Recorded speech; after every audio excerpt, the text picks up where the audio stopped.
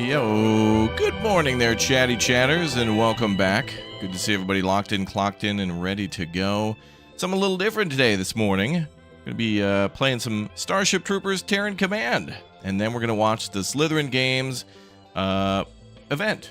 Yeah, Slitherine is having a, of course, it's their 25th anniversary, and they've got a event going on where they're going to be showing a ton of stuff.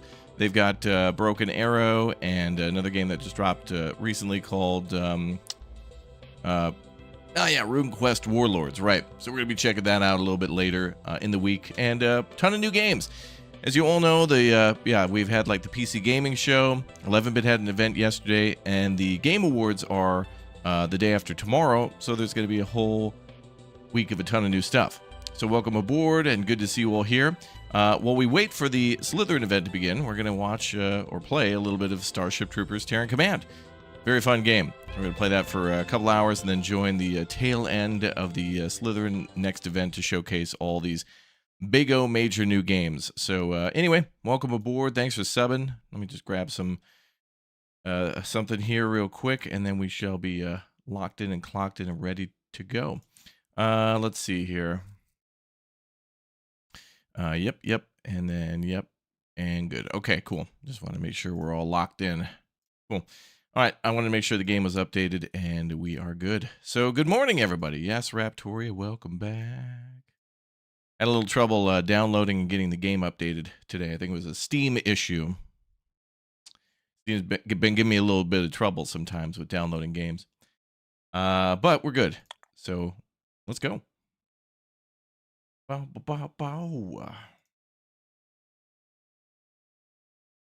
should wear my Starship Troopers. I think I got like a kind of a jacket hoodie type thing. There's a good little thing that Starship Troopers sent over. Statement, welcome aboard, dude. And Harass, thank you very much for the 7 months. Appreciate it. All right, we're now loading.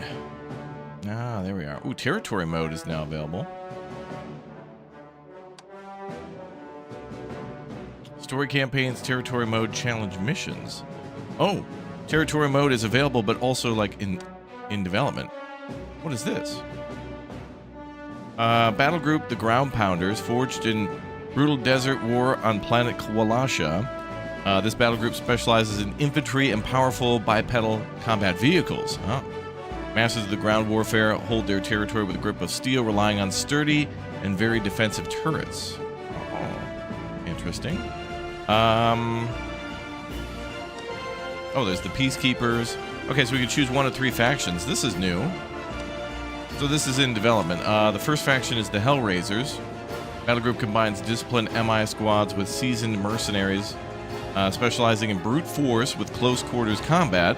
Their arsenal includes repurposed improvised weapons like the rugged drilling bipod and dual flamethrowers. That's sweet. The dual flamethrower wielding M11 Marauder. All right, that's actually pretty sweet.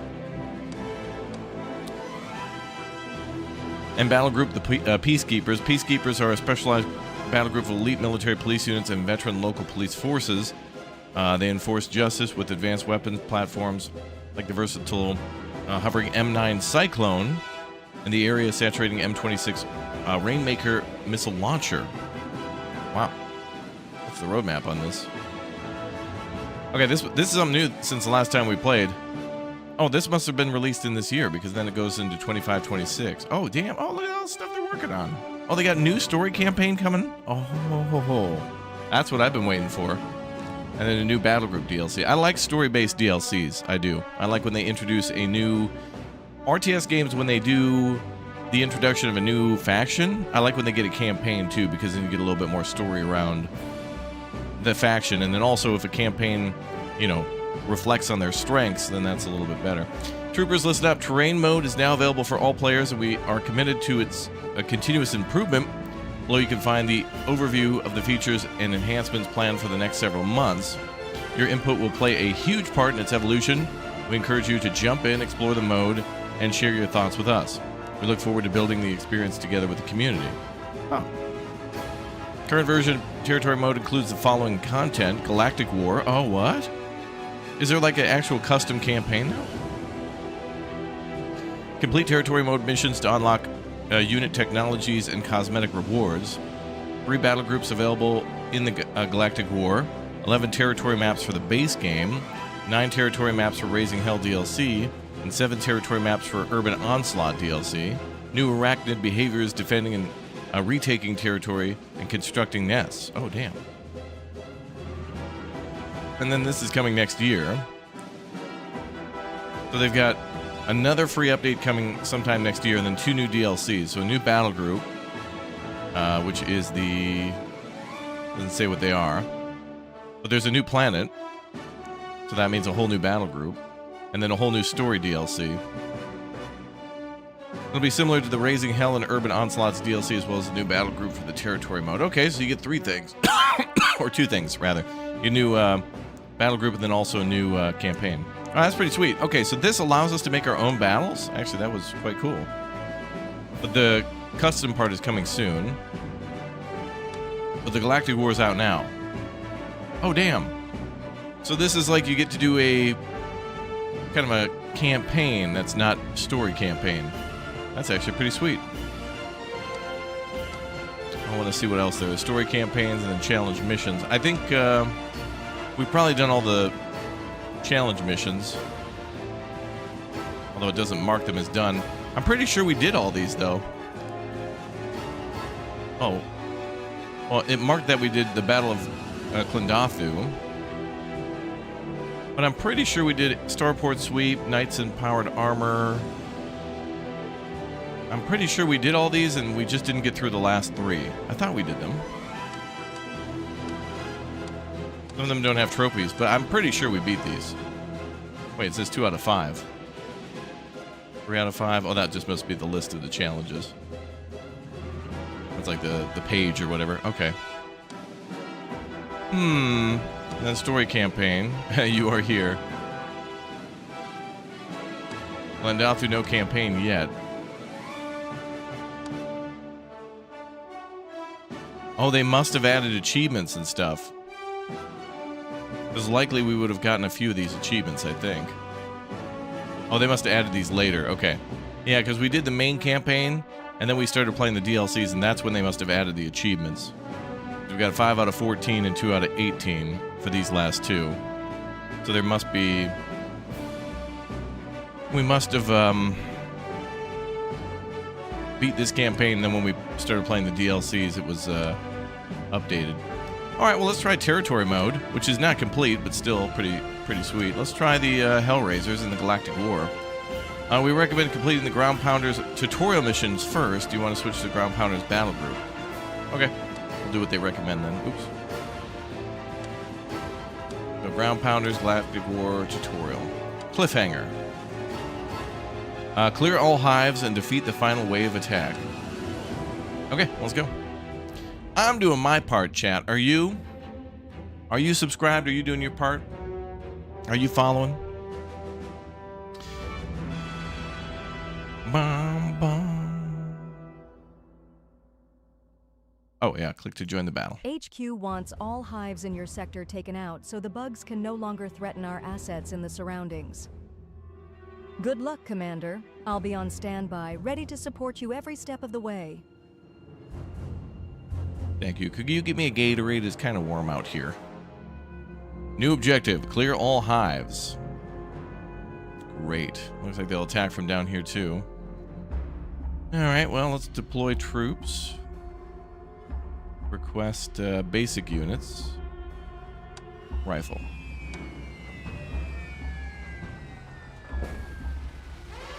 Sir? Yes, Oh, sir. they're coming. Do it! Squad, ready. Let's go. Get them on the thing. Shoot them. Come on! Oh, wait. Competence is rewarded. You should take control of more territory to get more resources from HQ. You got it. We've got a unit under attack. Trooper standing by. We don't have enough supply capacity, sir. Kill them before they legs. Fine, troopers. Roger that. Sir, roger that. Okay, they want us to capture that. Infantry. Yes, sir. Standing Oh, wait, they're still attacking. Sir, Troopers, intel reports listen a on new the bug move. threat in our Listen sector. up. Oh, they're getting in from behind. Awaiting orders. Affirmative. Roger that. Kill him. Sir? Okay, we'll leave somebody Intel is behind. expecting spitters will soon show up in your sector. You should deploy snipers as soon as possible.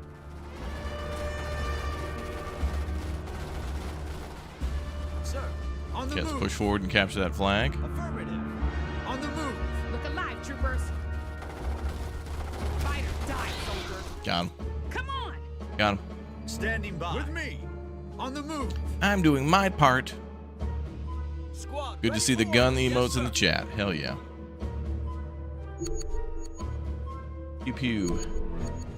Up.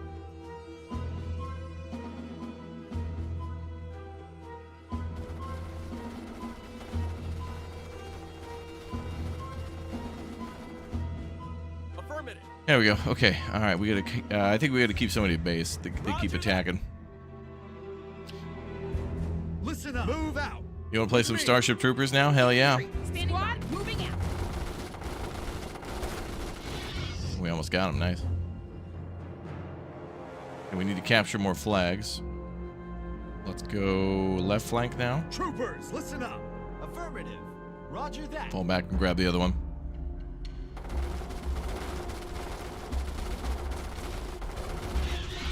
Nice. Get wrecked.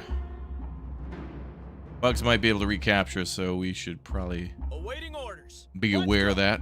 Situational awareness and secure the perimeter. Uh-oh. We don't have enough supplies to deploy more units. Deploy additional supply depots ASAP. Okay, so we need supply depots. Got it. Supply depot. And what's the other thing? A material depot. All right, let's do one of each. Oh, they're attacking the base. Listen up. Move out. Hold the line, The troopers. supply depot has been set up. You can now deploy more units. I need them. Good job, troopers. Yes, sir. Squad, ready. Roger that. Roger that. Oh, they're getting into the main base. Awaiting orders. We've got a unit under attack. Sir, let's go. I didn't have access Just a to quick snipers. reminder, Commander. You should deploy snipers as soon as possible. Standing by. I don't have them on the list, ma'am. Oh, technologies. Oh, do we have to unlock them? Oh, we have to unlock them. Ah, we have to, like, research them. Okay. They've changed that. Kind of weird. Snipers are now available for deployment. It's like we invented snipers. That's weird. Okay, well, I gotta go capture more territory if we're gonna deploy snipers. Roger that. Sir, roger that. Squad, ready for orders. How do we reinforce?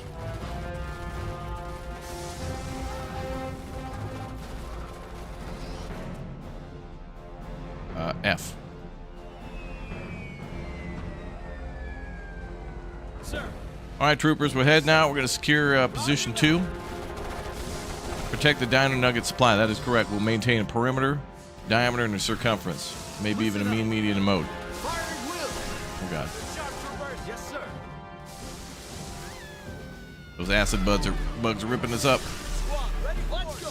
Kill him. Affirmative. Fire. Kill him. Oh, man, these bugs are actually tough. Okay. Are we getting overrun? Sir, with me. Yes, sir. Move out. Troopers standing back. Yeah, we need snipers. But I need to capture more territory to do that. Standing by. Sir, roger that. Let's go. Yeah, let's push up and capture that flag. They're going to recapture that one, I think. Oh, they're attacking it. Please don't ignore my advice, Commander. Ma'am? You should take control of more territory to get more resources. I'm from working on that, HQ. ma'am, and I'm trying to get the sniper, okay? My first day, I didn't realize we had to research snipers. I thought they were locked in and ready to go. This way. Roger that. Affirmative. If we ain't dying, we ain't trying. Roger that. Okay. Sir. Sir? Yes, sir. Just a quick reminder, Commander. Deploy snipers to deal with your spitter problem. Sir. Now, they are a problem. She is correct. Can I deploy more now? Nope, not yet. Sir. Roger that. It's alright, they can destroy that. I'll retake it. Standing by. Epster, thanks for the 35 months. Thank you for the support. Get him, boys. Okay, run away. Never mind. They're too tough.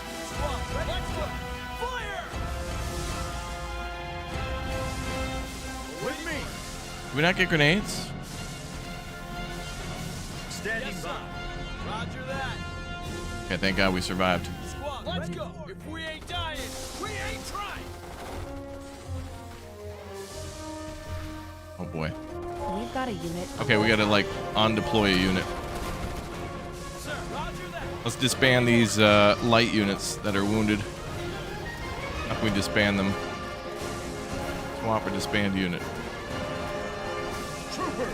Alright, we're getting them out of there. We're switching to snipers. Let's go. Evac. Okay, let's switch to snipers. Snipers have arrived and are awaiting your orders. Oh, they get like a different dropship. Cool. Keep low. On me. Sir, affirmative. Okay, let's work together. Sir, move out. Scan for targets. Look alive, troopers. Dropships engaged Sir? elsewhere, sir. Awaiting orders. Yes, sir. On me. Alright, let's try sniping. No pumpkin spice lattes for them, that's right. Oh, there we go. Nice. Look sharp, troopers. Engaging. Affirmative. Alright, we're locked back in. Let's try the right flank this time.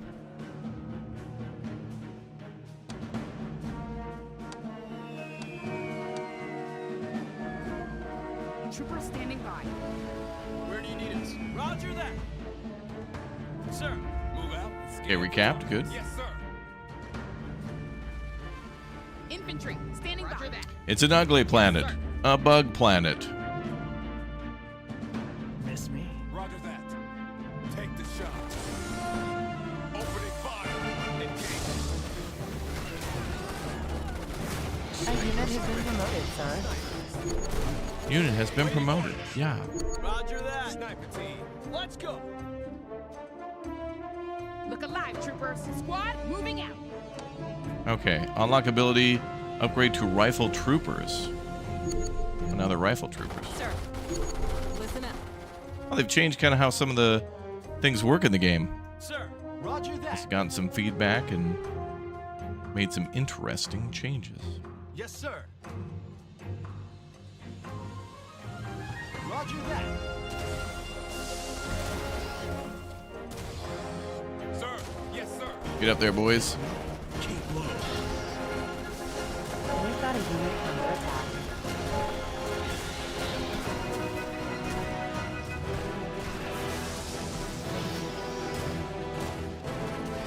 Yeah, the snipers are nice. Oh, nice. They're killing everything that moves. Hell yeah. Hell yeah.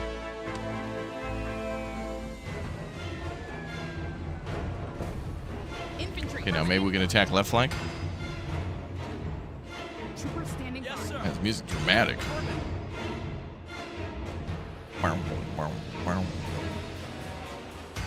Snipers. Roger that. Sniper team. Awaiting yes, sir. We've got a unit under attack.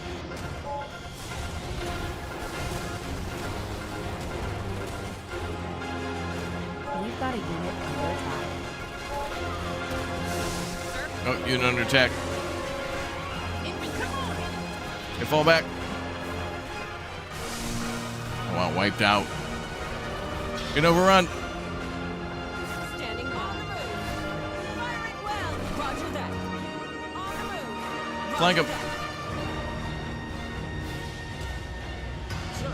Roger that. It's a good challenge, this mode. On the move, miss. Yes, sir. Like we got to attack and defend, but then we have to like defend from two flanks. Like they're coming from in front of us and behind us. Listen up. Wow. Base is almost dead. Standing by. Affirmative. Oh boy. And they've recaptured down here. Yes, sir. Roger that. Cap that. We've got a unit under attack.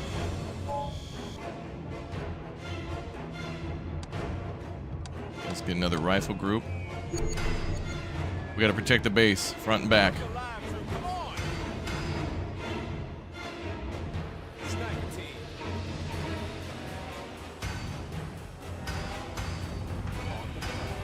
Roger that. Let's take the flag on the left. Standing by. Move out. Roger that. Sir. We'll get sniper support. Move out. Scan for targets. Listen up, gentlemen. We're searching for targets. Let's get that tactical officer up. Make a landing zone in the field and reinforce. We need to secure the perimeter. Sir, affirmative. Requires technology drop zone, assign drop zone. Yes, sir. I don't have that.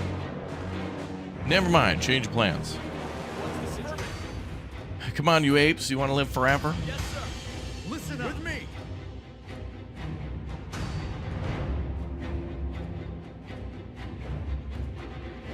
Sir. Yeah, we got to keep these guys here. They keep attacking. Dangerous as hell. We've got a unit under attack.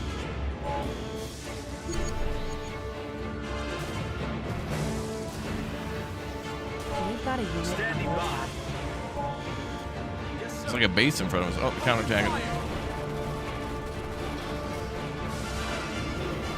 Sir. Roger that. Hold the line. Sir. Sir.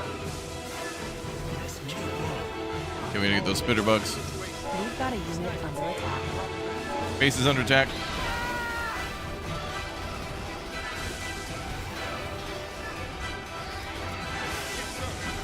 Get out the wall, there's spitter bugs. We've got a unit under attack. This is crazy. You're going like back and forth.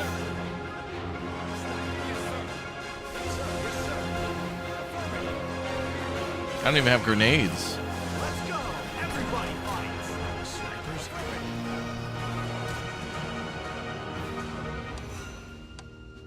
Can't buy any more units. Listen up. Roger that. Dead bug, good bug. What's the situation? Yes, sir. Dead bug, good bug. Keep low. This looks like New Jersey. I wouldn't know. Well, I guess I've seen it from across the bay, but the base looks secure. Troopers, listen up. Sir. I need some more special abilities. Grenade pouches, that's what we need. Oh, damn, we could buy this. Where's my points for that? Let's pull. Oh, I see. Okay. Increasing fire. Oh, God. Okay. Oh, that technology is important. They've kind of changed how that works. I don't know if that's different for this game mode or has changed in the game entirely, but there used to not have to be the unlock mode. It was just like through experience that you would unlock it. Uh-oh. Listen up. With me. Tactical officer has like a grenade launcher. Sweet. Technology request has been completed. Sir, on the move. Let me unlock a new technology. Now we have grenades. Now we have grenades. Okay, didn't know. Listen up. Now we know. Sir. Roger that.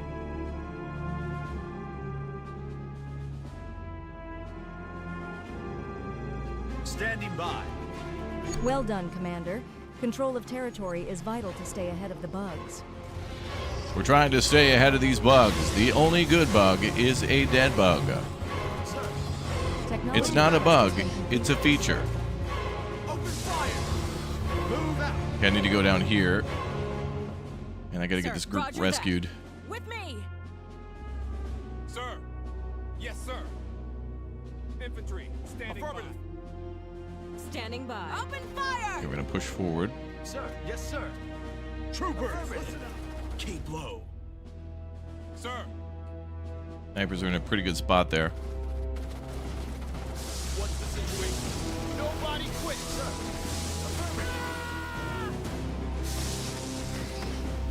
Listen up. On the move. Sweet. All right, let's get this unit reinforced. Sir. Must be a bug hole or something up there. I don't know. Oh, they're attacking. Move out. Understood.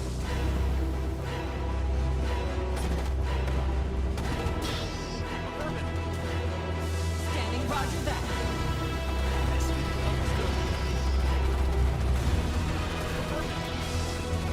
Nobody quits. Got him. Move out. Roger that. Firing well. Open fire. A unit has been promoted, sir. Affirmative.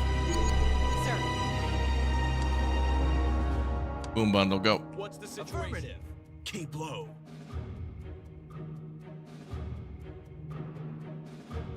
Okay. Oh god. Sir, move out. Roger that. Grenades. Troopers, listen up.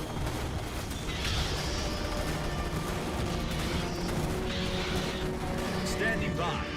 There we go. They're getting rowdy down there. Yes, sir. This reminds me of Black Friday. Keep low, always. Standing by. Listen up. On me. Push forward. Yes, sir. I always. Standing by. With me. On the move. Roger that. Move out.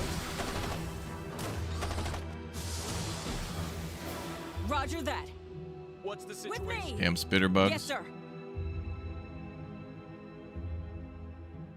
There's a base here. We could cap it.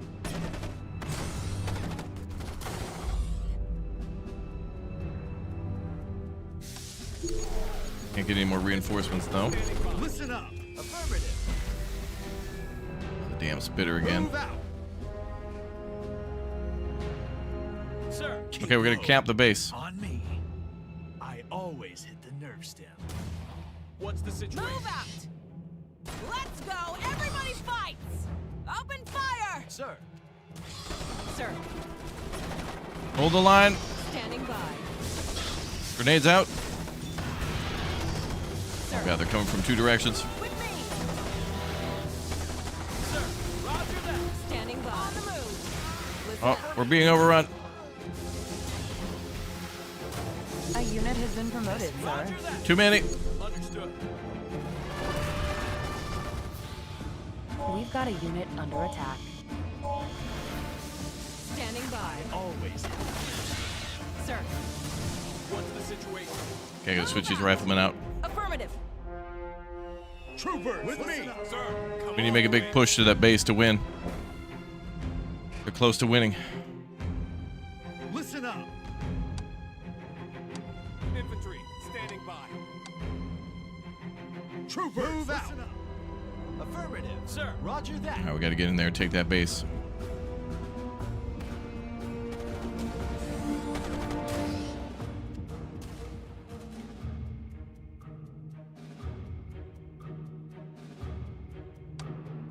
An ugly planet.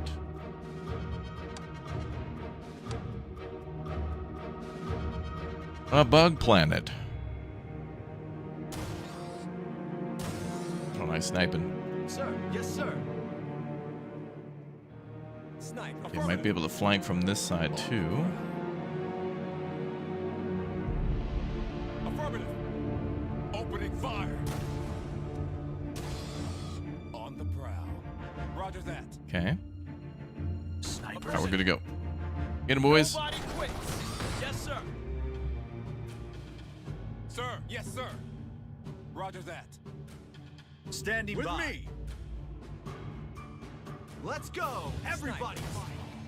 Affirmative. Sir. Roger that.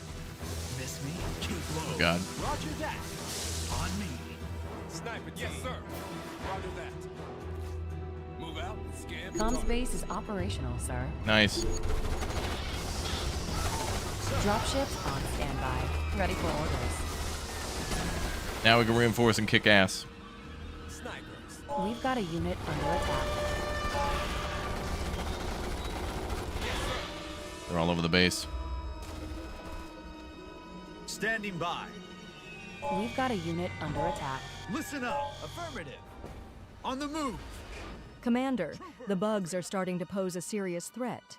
You should focus on securing more territory to make sure you can keep the upper hand. They Commander, indeed the are. loss of your main base is detrimental for the mission's success. That is bad. You're being called back to HQ for debriefing. But I got a new base. I bought a new one. This one's better. It's higher ground, beachfront property. The whole planet's a beach, just no water. All right, that's fine. Now that I know about the tech and the build, let's do it again.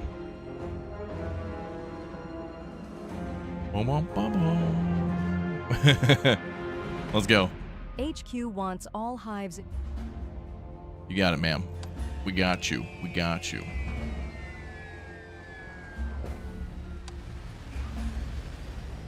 Look alive, troopers. Affirmative. No problem. We're gonna get out there and be somebody. Troopers. Yes, sir. Get super aggressive this time. Sir. Move out. Fire at will. Standing by. Roger that. Troopers. Standing by. I also noticed we could close this gate, but they're just gonna climb the walls. Infantry squad moving out. Buys a little time though. Listen up. Move out. Look alive. Do it.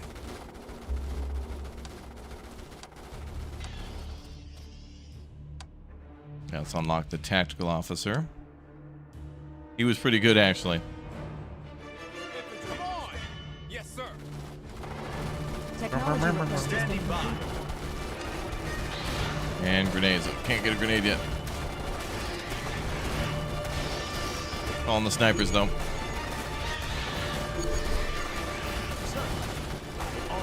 Sir, we've got a unit under attack.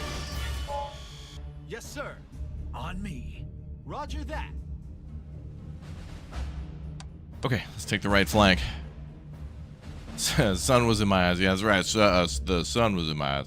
Yes, sir. Well, it's actually a good de-rust because I forgot how aggressive the bugs are in this game, and you have to take, you have to be attacking and defending at the same time, and they get pretty aggressive with, when they counterattack, they flank, and they're rather intelligent about it too. Their attack We've got a officer out. unit under attack. Infantry. Roger that. Could you die him to death, I please? always Thank you. Yes, sir. Keep low. I always hit first.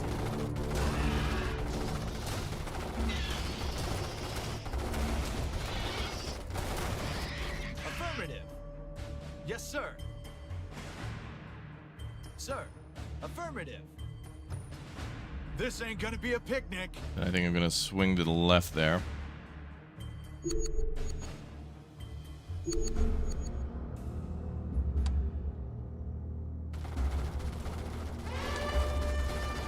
We lack the funds for that investment. I want to research grenades. Yes? Yes, sir.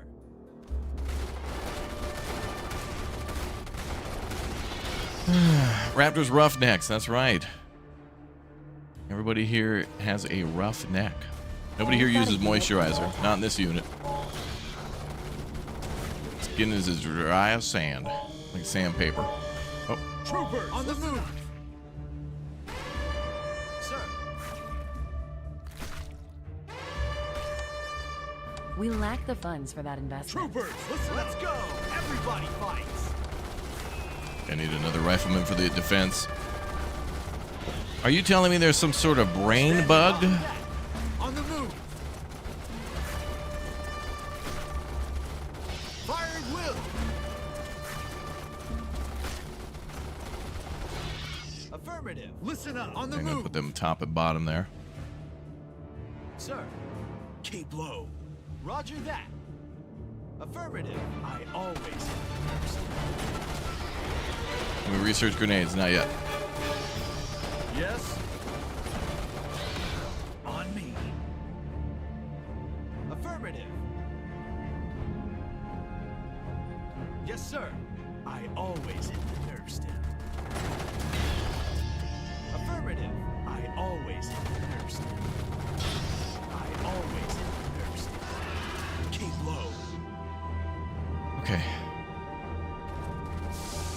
Spitter bug. Listen up. Oh, another sniper to the base. Snipers. Roger that. On me. Keep low. We've got a Standing unit by. under attack. Sir. Come on, you apes. Come on. Well, increase range for snipers is good. I'm doing my part. This Boy, ain't that's gonna be a overrun. picnic. That's overrun. Roger that. Wow. I'm doing my part.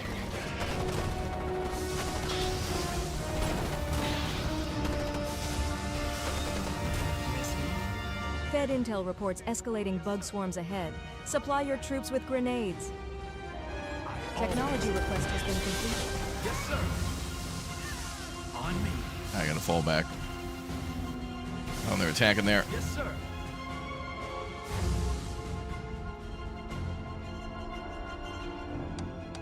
I need more troops, We've got damn a it. unit we lack the funds for that investment.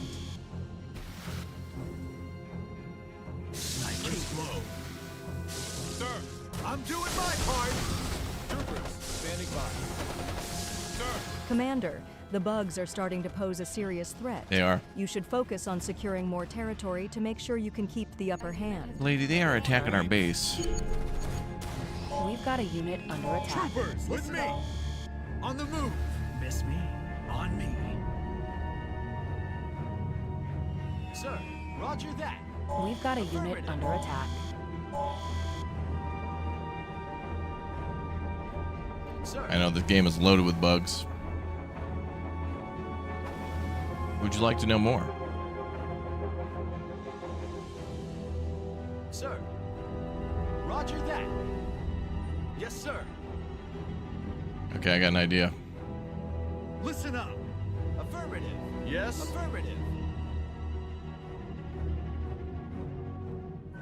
We need a nuke.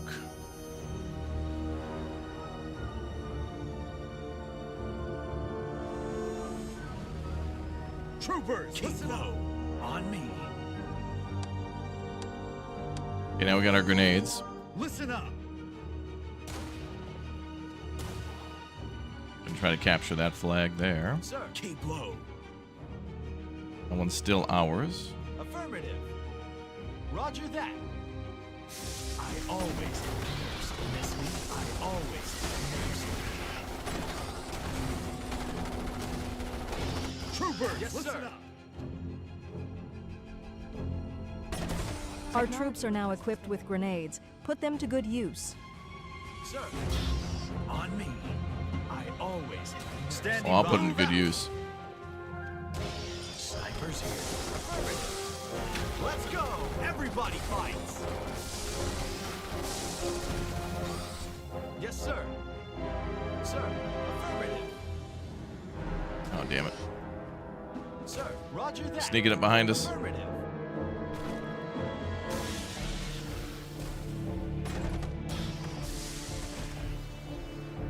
Miss me. Yes, sir. Okay, at least we're capping a new flag. Troopers. Roger that. Infantry, standing by. Can't get any more Listen up, troops. sir. Troopers, listen Roger up. That.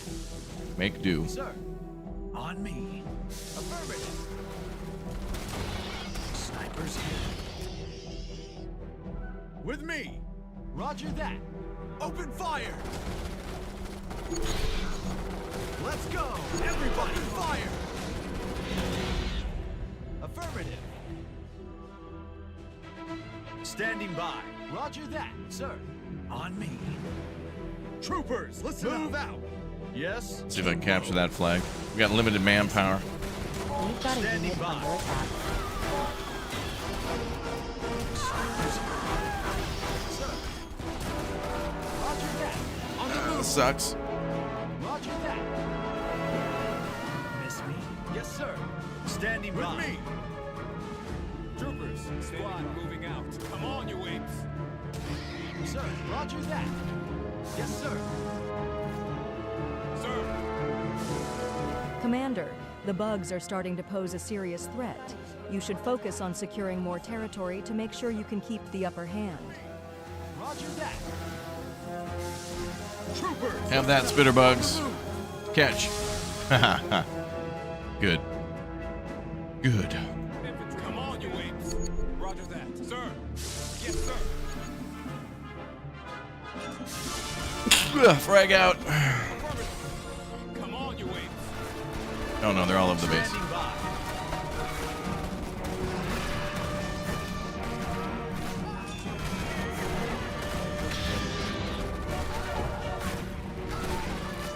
Hold the line. Good luck.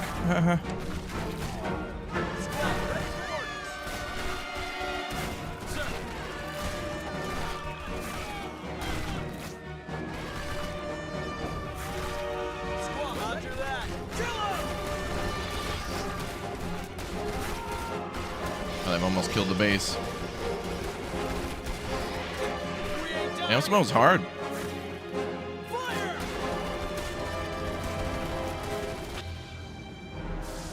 We've got a unit under attack. Oh wow, we have to be defending in so many places. That's crazy. On me. Standing by. Good shot, troopers. Troopers. Squad moving out. Come on. I wonder if we ignore all the other flags and just make a beeline to the base, if that would make it a little easier. Sir. Let's try that. I'm gonna try to make a beeline to the base. Bum, bum, bum, bum, bum. HQ wants all hives in your sector taken out. I'm going in. Change of plan.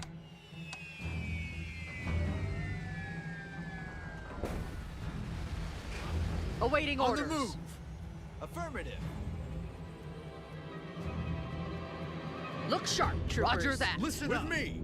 Okay, they're gonna attack first.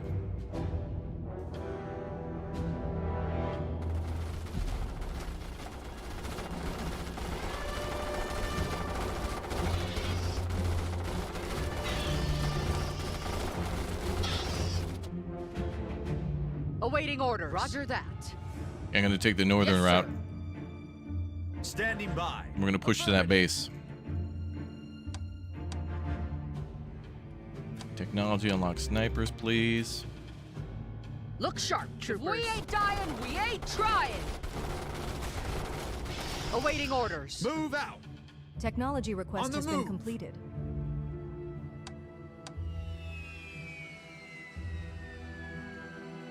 Sir. Keep low. Sir. With me. Okay, we're capping the first flag. It's actually a good challenge. This is only the tutorial, by the way, of this mode. Sir, If you're an intel expert, reports a new bug threat in our sector. you're good to go. Anthony, thank you very much for the 42 months, dude. Appreciate it. Oh, that's bad. That's a lot of bugs. Look On sharp, the move. troopers. Roger that. Move out.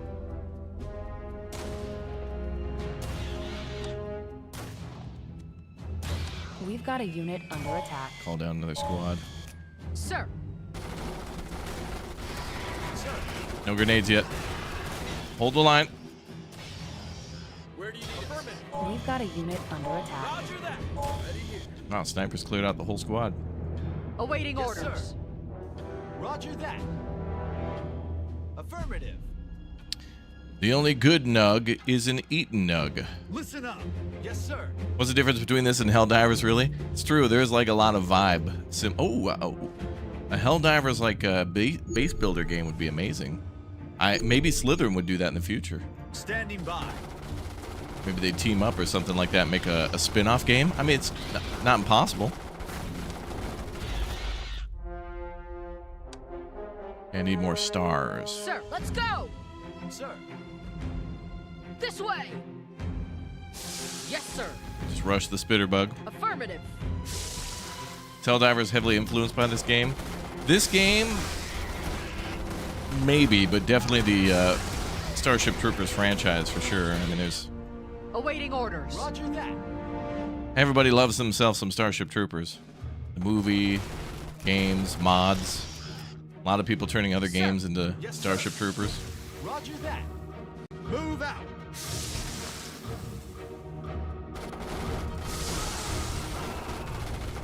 Especially the movie. The movie really influencing a lot of like vibe. Okay, well we made it to the base. Yes, sir. That was the problem last time, as I was just trying to do too much. Listen up. With me. Awaiting orders. Let's go, sir.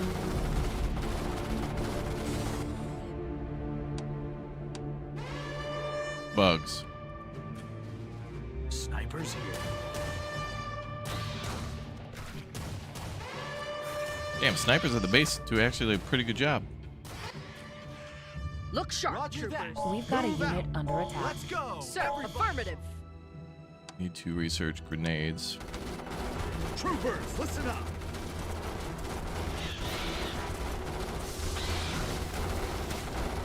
Sir. On the move. Roger that. Fire at will. A nug planet. Did I go down here and they can't shoot at me? Move out. Roger that. I forget to just cap the base. On the move. Awaiting orders. Cap the base. Technology way. request has been completed. All right, we have grenades now. Roger that. Comm space is listen up. operational, Look sir. sharp, troopers. Yeah, reinforcements. Hell yeah. Dropships on standby. Ready for orders. Listen up. Roger that. All right, go throw grenades at those ugly spitter bugs. Awaiting Guess who orders. spits Yes, sir. back now? Throw your grenades. Let's go. What are you doing? Troopers. There we go. Yes, sir. A unit has been promoted, sir. Nice. Look sharp, troopers. Sir. Oh, they recaptured some of the territory. This is good because now we can Troopers, reinforce from listen up here.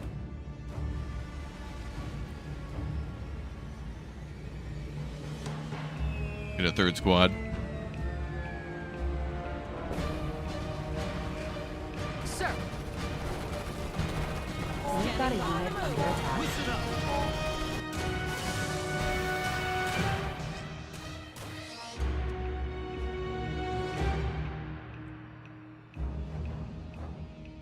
Awaiting orders. Move out.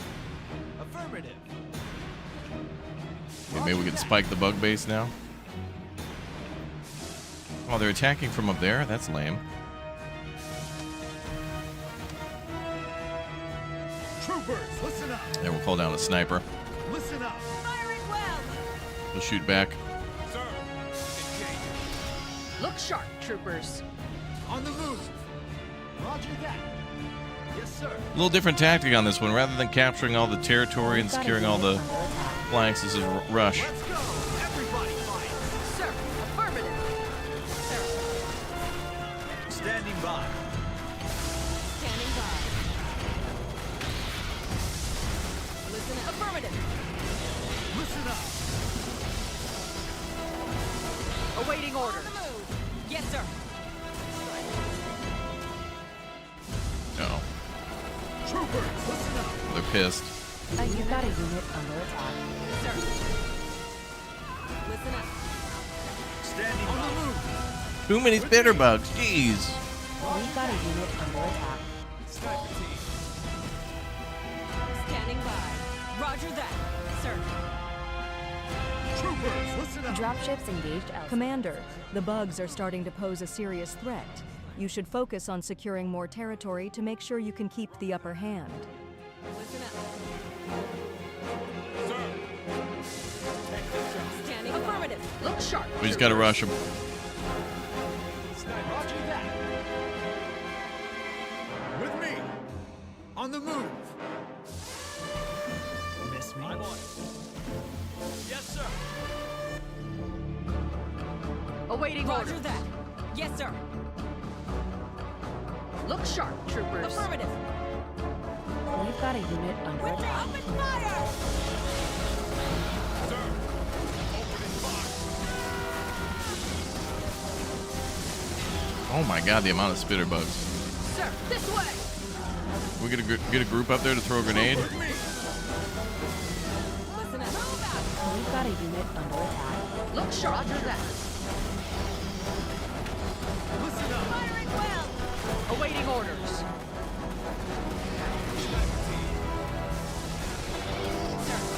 Oh my god.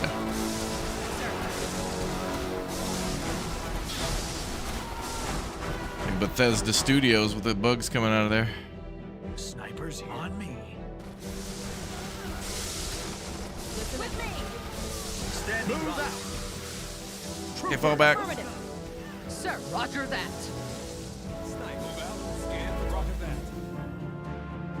Standing by. Sir. Look sharp. Roger that. Sniper team. Yes, sir.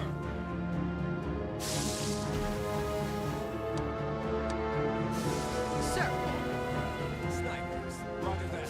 awaiting orders. This way. Kill him. Roger that. Yes, sir. Roger that. Fire! Affirmative. Standing by. Okay, wait here, get these groups up here. Okay, upgrade. Sir. Sir. Listen up. Sir.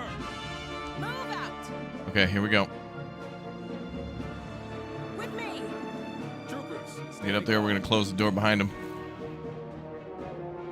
Roger that. Sir. Yes, sir. Sir, All right, here they come. Get ready. listen up.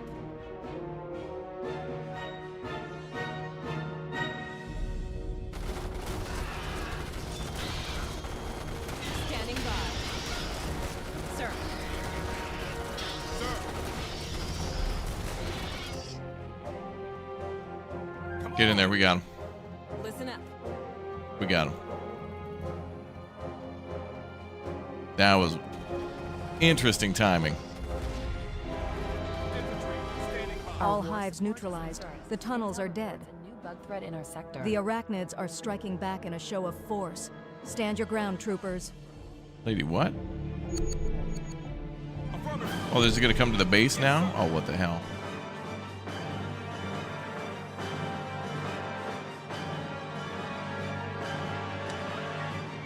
Wait, can I transport? Wait. Is there a way to transport people from here? Sir.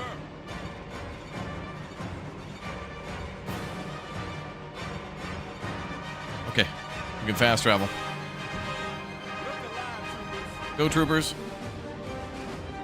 Commander, the bugs are starting to pose a serious threat. You should focus on securing more territory to make sure you can keep the upper hand. Oh, a little too late for that, lady. Infantry. Roger that. Get to the walls. Sniper team.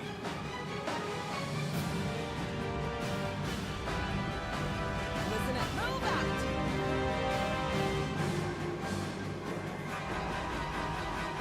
The bug horde has arrived in your sector. Wipe them all out, Commander.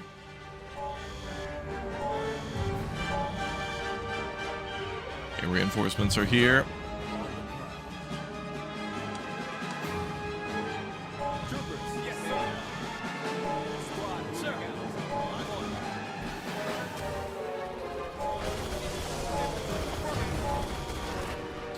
on. Bugs are angry.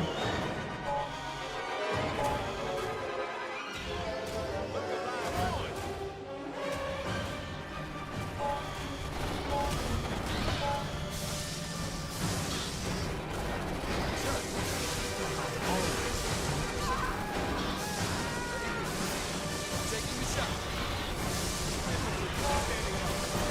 My unit has been promoted, sir.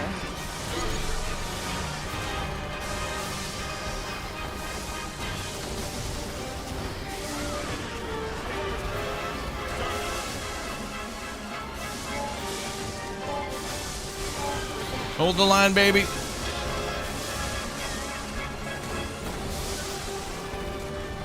Come on.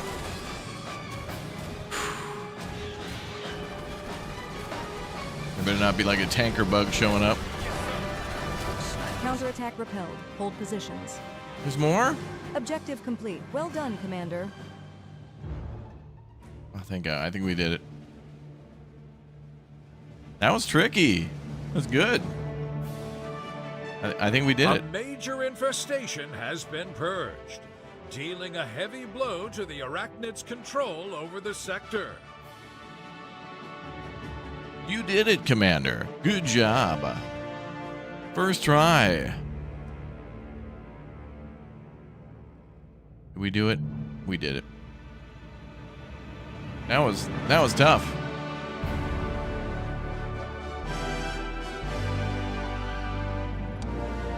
The way to do that one was like just go straight to that base. No shenanigans. I wasn't really getting a lot of troops to be able to hold all that territory, so we had to send in a strike force. Oh, do we get to upgrade now? Let's see. Battle tier. Oh, this shows everything we're going to engage. Bombardiers, Stingers, Hornet tankers, Scorpion bugs, Ravagers. Oh boy.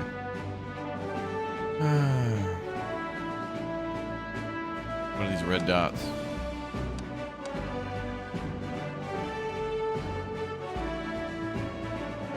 I guess that's what we've researched so far. Okay. Wow, that was actually sweet. Is there a new tutorial? New tutorial. Requires 2 prestige tank. Okay. I guess we got to fight on Qualasha for a while before we go anywhere else. All right, this is fun. Let's keep doing this. I didn't know what we would be doing. I thought we would maybe play the campaign again, but this is way better. And of course, the devs, you know, another example of what we praise here on the channel is developers continuously adding free updates and things like that. Can you pause or change the play of speed during the fight? Pause, yeah, I suppose, by like hitting, HQ wants going to the menu, hives but in I your don't think you can sector give taken commands out, so in the pause. bugs can no longer threaten our assets in the surroundings. Good luck, Commander. Yeah. I'll be on standby, ready to support you every step of the way. I bet you will. She's going to be far in the back, supporting. Far in the back. Good luck, Commander. I'll be way over here. Way over here. Grenade pouches. Was that fire? Rifle fire drill. Oh, radio operator. You guys can reinforce. Yeah, radio op is going to be good. Hey, get away from my base. Troopers. Roger that. Sir. Technology request has been completed. Give me my radio operator. We got engineers at our disposal too. Sir. Yes, sir. Okay, it looks like the bugs won't be able to attack from behind this time. Look alive, troopers. Come on, you sir. Come on. So I'd say in this game mode too, this is probably one you should play after you beat the campaign. It's like the campaign is kind of like your tutorial. Most RTS games are like that, where they teach you everything through a campaign. Troopers. Sir, intel reports a new bug threat in our sector. Great. We have a drone ourselves.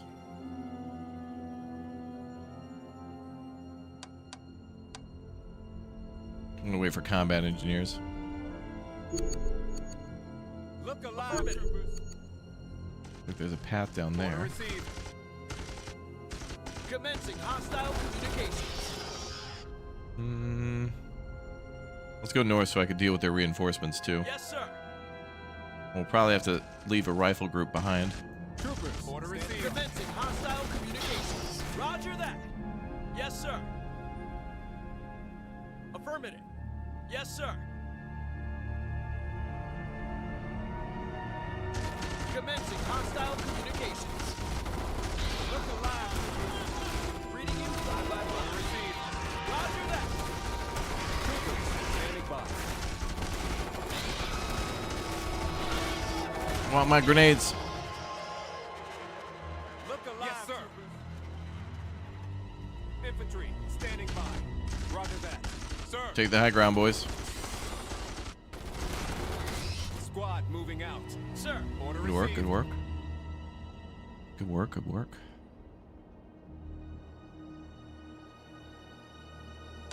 Yeah, let's try engineers. I got some flamethrowers and the ability to build. Affirmative. Engineers, follow me. Look alive, troopers. Come on, you apes. They can counterattack from there. Whoop. Do it!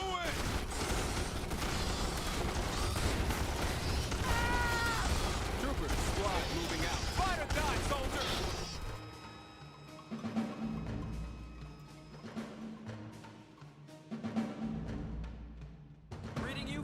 5x5.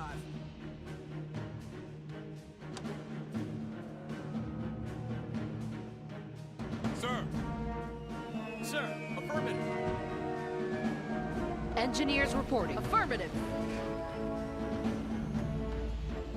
Look alive, troopers. All right, let's push forward. Sir. Stash your tools and move out. Roger that. They're clearly going to try to come up Yes, sir. from behind us. Sir. Roger that. Troopers, standing by. Affirmative. Come on, do it! Is that blood? Add some blood. Roger that. Fight or die, soldier! Sir, come on! Do it! Fight or die, soldier! We've got a unit under attack.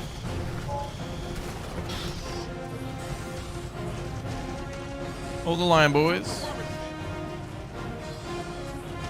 Reading you to receive.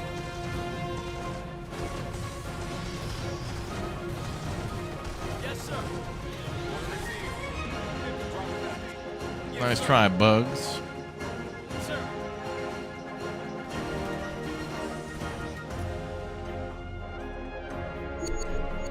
Reading you 5x5.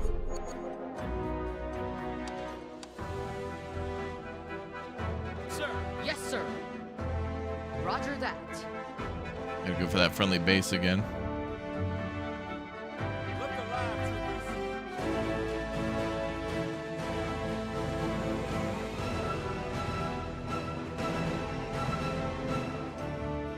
Looks like there's a way there.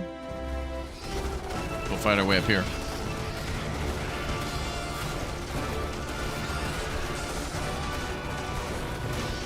A unit has been promoted, sir. Yes, sir. Stash your tools and move out. Yes, sir. Roast them and toast them. Roast them and toast them, baby. Engineers, follow Get me. out that barbecue sauce, sweet baby Ray's. Stash your We've tools got a and unit move under out. attack. Oh, that's tomato sauce. Okay. I don't mind if they're taking that. I need to push forward to this Engineers, base. follow me. Roger that. Burn them!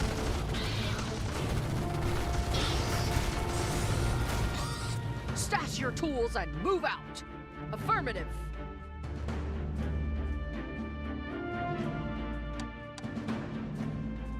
Any more research we could do?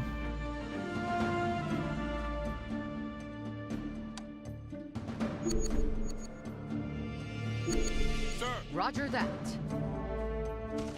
Roast them and toast them.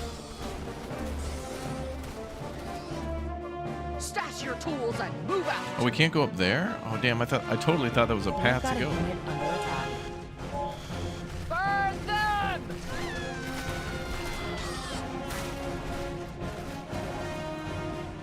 Affirmative. Oh, we just go straight in. Okay. Engineers, follow me.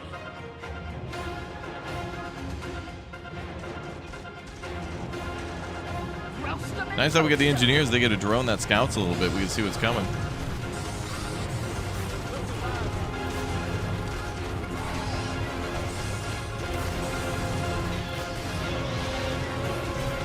Tell us what to do. Hell yeah. Technology request has been completed. Engineers reporting. Go for grenade. Sir, on the move. Roger that. Yes, sir. With me. Affirmative.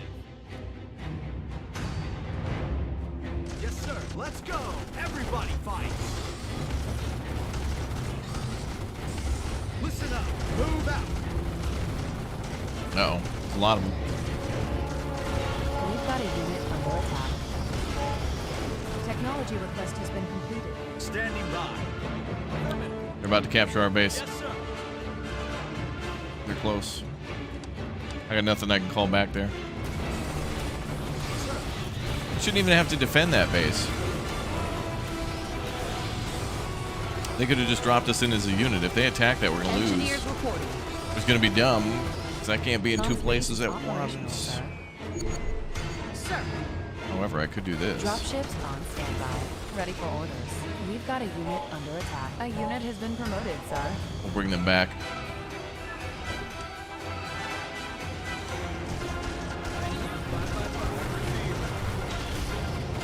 Tell us what to do.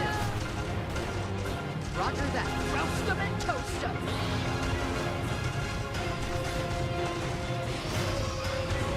Yes, sir. Listen up. Roger that. Look sharp. This way. Yes, sir.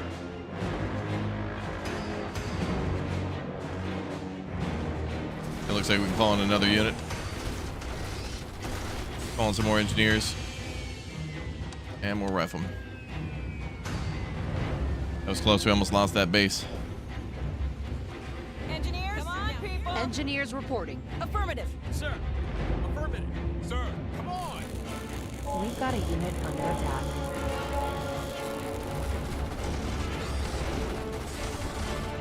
Tell us what to do.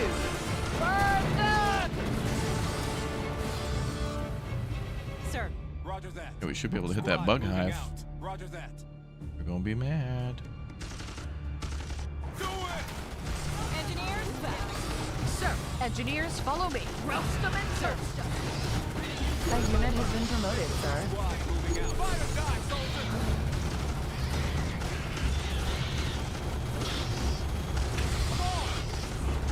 Engineers, roger that. Don't forget to keep expanding your Ma'am, territory. I am in the midst of Arachnid taking the threat final levels base. keep You've rising, taken control so you away have to during a make very sure you pivotal secure moment. enough resources to If stay my ahead units of them. die, it's due to cutscene. Why do RTSs do this? Why do they do that? Why would you do that? What do you need? Come on, people. Troopers. Imagine being in a firefight and someone takes a rifle out of your hand just With to, me. hey, we need to talk for a second. You need to worry about incoming enemy fire because they could Engineers shoot you. report. Stash Okay, your here's your tools and rifle move back out. now. Oh, they shot you. Dude, you're bad at this game. Like, what? Don't take my rifle away. Look alive. Yes, sir. Crazy. Why would you do that? Call to Arms does that What's too. the lot? No tunnels left standing. Reports a new bug threat in our sector. The Arachnids are striking back in Oh, a no. show of force. Stand your ground, troopers. Where are they attacking? Oh, they're gonna attack the main base. Okay. All right, RTB. Engineers, roger that. Engineers reporting. Sir.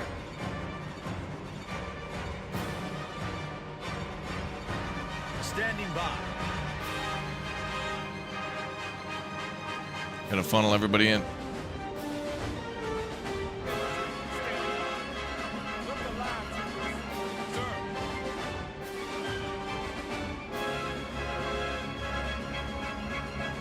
Sir, roger that. Dropships engaged elsewhere, sir. Yes, sir.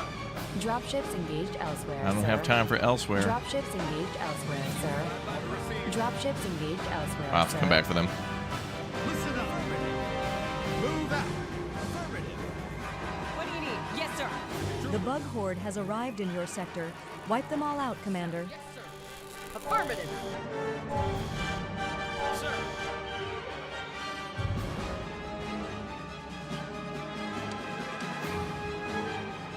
Engineers. Affirmative. Roger that. Tell us what to do.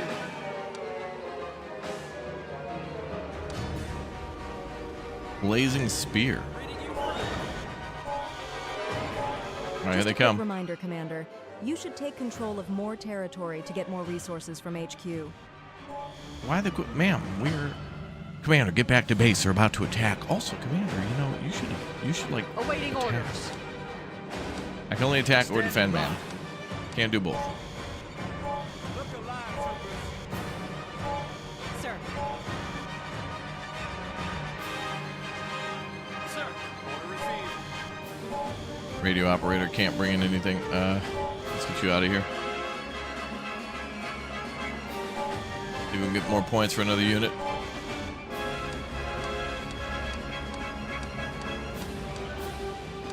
Flamethrower. Engineer. Engineers, now hear this.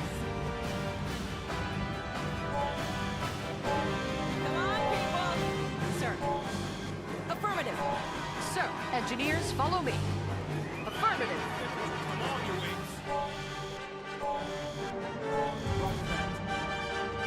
What do you need? Yes, sir. Engineers, now here Come on, people. Engineers, stash your tools and move out. Let's go. Sir. Roger that. What do you need? Affirmative. Troopers, listen up. Sir. Roger that. Yes, sir. Move out. Look sharp, troopers.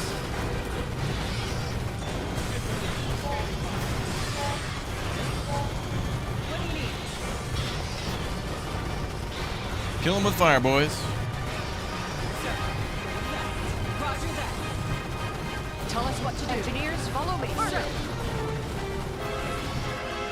Standing by. Roger that. Squad moving out. Area secure. Wait, there's one more group. Are they coming? Engineers, come on, people. We'll go out and find them. Engineers, Roger do that. What do you need? Affirmative. Tell us what to do. Come on, people. Affirmative. Engineers also have an incendiary grenade. Yes, sir. Affirmative. Please don't ignore my advice, Commander. You should take control of more territory to get more resources from HQ. Come on, people. Roger that. Flame them. Oh boy. Engineers, now hear this. Engineers reporting. That's the last of the arachnids. Well done, Commander. Thank you. Tell us what to do. That wraps it up. Return to base. Roger that. They were too cowardly to attack. We did it. We tried to kill them with kindness. I tried to use raid. And a raid. Reports are confirming that more bug hives have been eradicated in this sector. That's right, brother, yeah. Hell of a defense. Hell of a defense.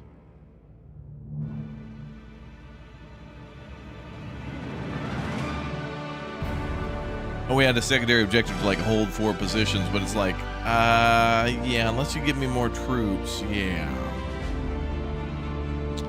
Yeah, no, yeah. Now, let me check something here. I want to move on to the next mission soon. Let's see.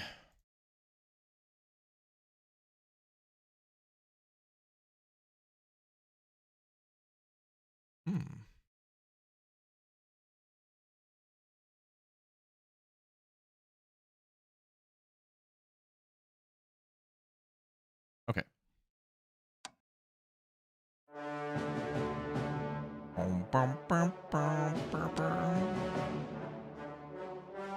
Desert Dam. Oh, we gotta be defending? Capture radio station. Okay. Yeah, she keeps telling you, just, dude, you need to get out there and attack, dude. You need to... Terran Command wants us to regain It's like, control hey. over the dam in this sector. Good luck, Commander. I'll be on standby, ready to support you every step of the way.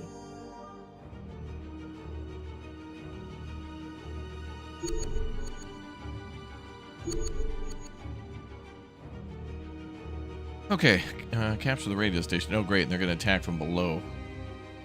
Call in technicians. Destruction and defense turrets. Okay. How can we provide Well, they've support? changed that. Or they've added that, maybe. Definitely put the guns so they can...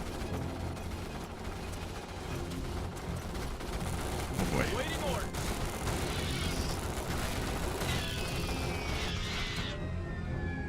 We're fixing the help. Construction complete. Let's tool up. Want the guns overlapping. Sir, roger that. Okay, well, now that we could build defenses, that's pretty sweet. Sir, this way.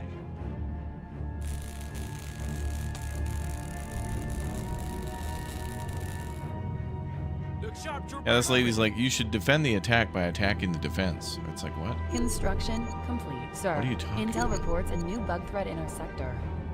Standing by. Move out. How can we provide Boom support? bugs. Grab my toolbox. Not a problem. Squad, ready for orders. Yes, sir. Roger that.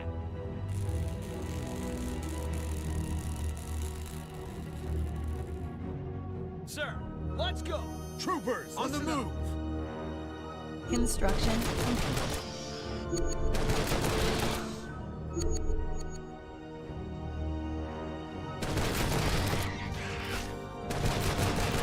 Nice. Tools at the ready. I can build even more.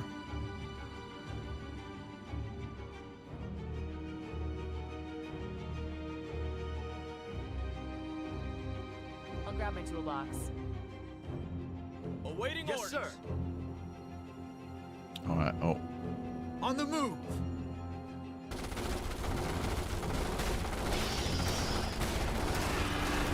Good shot, troopers. Roger that. Yes, sir. Construction complete.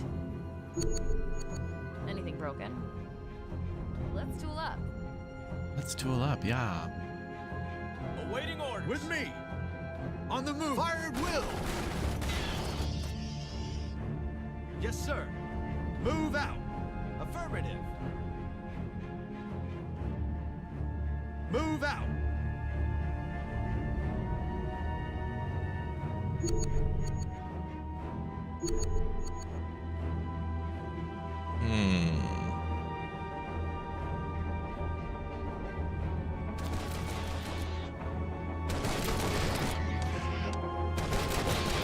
Technologies. HMG Tower. That'd be a good one to save for. Infantry. Hopefully when the final attack comes in, the base will kind of like defend itself. Come on, you apes. Yes, sir. BQ.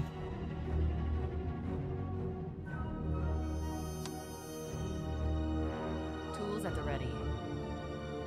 Ballistic missile turret. Wow. Mortar turret. Troopers, standing We can by. build a mortar. Roger that. Hugs are better than bugs. Yes. In about 30 minutes, we're going to go watch the main Slitherine. About 20 minutes, we're going to watch the Slitherine event, which should, hopefully has some stuff on Broken Arrow and maybe some more stuff on Starship Troopers. And also, Slitherine has launched the Rune quest. I think it's called Warlords. Come on. I think it's launching today, but we'll find out more about that. Squad, ready for orders. Roger that. Sir. Move out. That should be a good time. With me. Affirmative. Let's take the high ground. Standing by. Gonna push up there. Push, push, push, push, push. Shoot, shoot, shoot, shoot, shoot.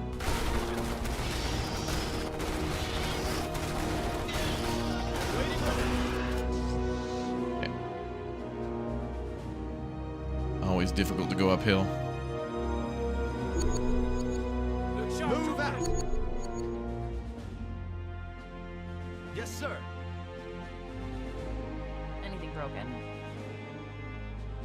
Squad, ready for orders. With me. On the move. Yes, sir. With me. Troopers, I'm listen trying to up. Yes, sir. lure them up for an attack. Good sharp, troopers. Roger that. Infantry, squad. Listen up. Roger that. Let's go. Everybody, yes, sir. Move out.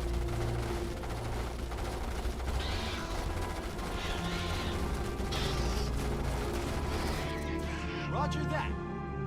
With me. Troopers. Yes, sir. Standing by. Roger that. Yes, sir. Sir. Yes, sir. Roger that. Yes, sir. Commander, a large horde of arachnids has been detected. They are headed for your main base. I bet they are. Awaiting Roger orders. that. Oh, I bet they are. Affirmative. Roger that. Yes, sir. Okay, we need to capture that base.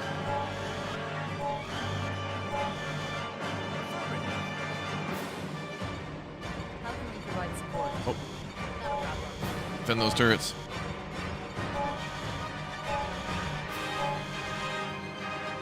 On the move. Affirmative. Move out.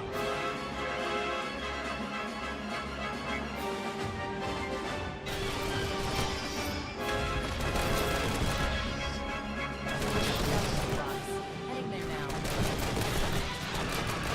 Guns are overheating.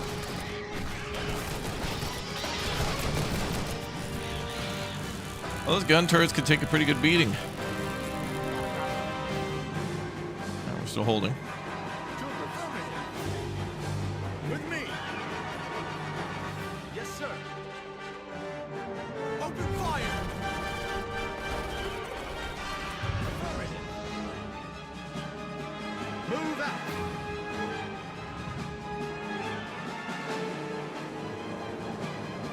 Yeah, the music's epic.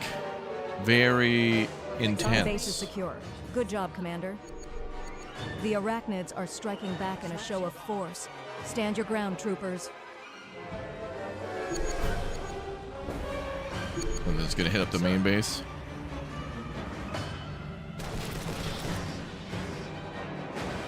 Squad, ready for orders. The bug horde has been eliminated. Good work, Commander.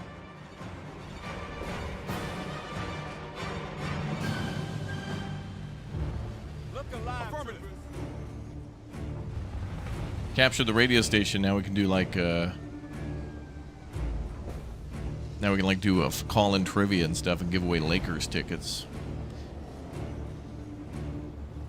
I find it impossible almost to be able to capture all these little positions and then the main position because we can't. It seems to be very difficult to get additional men.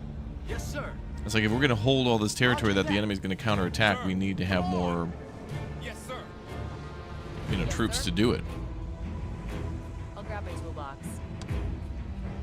What else can we The unlock? bug horde has arrived in your sector. Maybe Wipe them all flamethrowers? out, Commander. Listen up. On the move. Waiting orders. Affirmative. Anything broken? Heading there now. Technology request has been completed. It's like make an attack to the main objective, bypass a lot of the enemy, and then just go.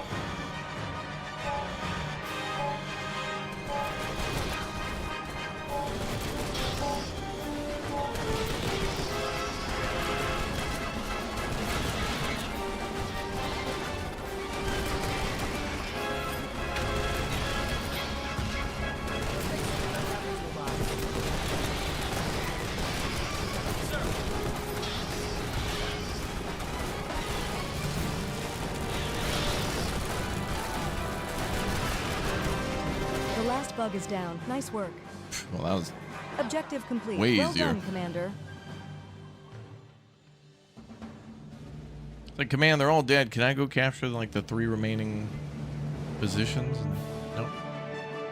A major victory for regional Absolutely security. incredible. We A have victory like this has successfully never seized been a vital seen radio before. station in I've this seen a lot of sector. victories because I'm made sure that I've subscribed and followed this current channel that I'm watching, but I've never seen one quite like this. Back to you in the studio myself. Thank you, me. It's been an amazing day to be moi.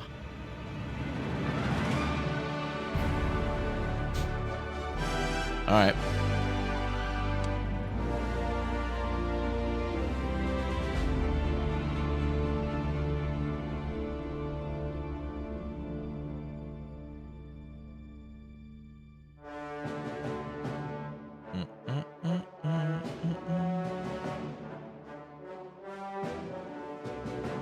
Good work.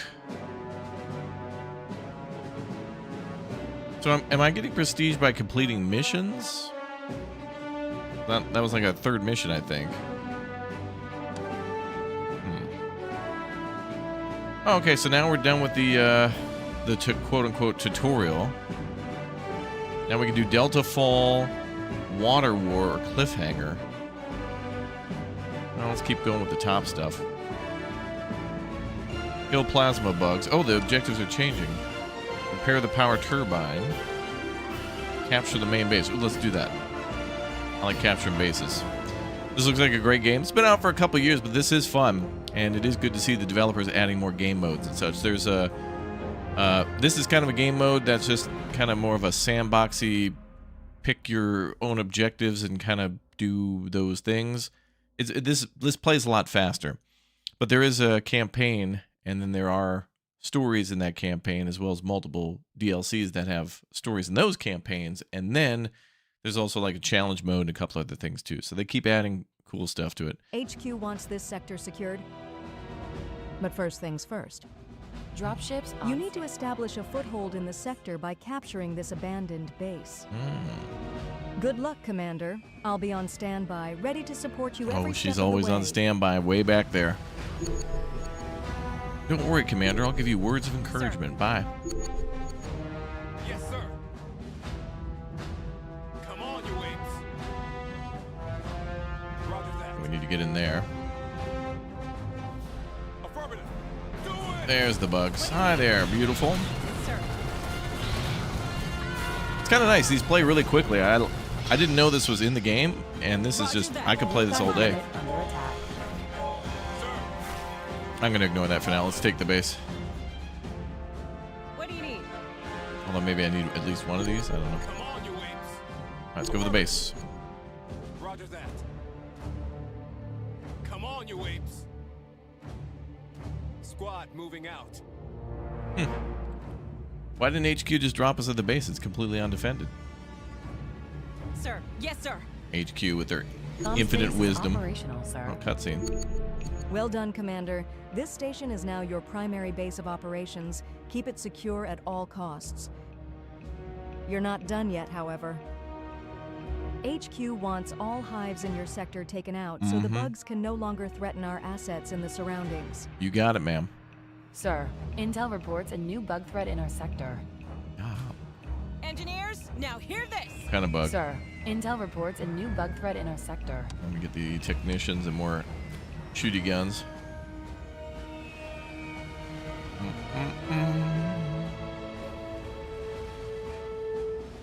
Okay, I don't know if I can build. I can build.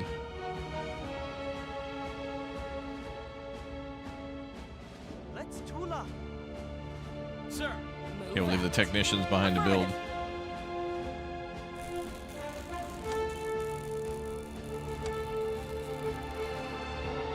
What bugs were in our sector?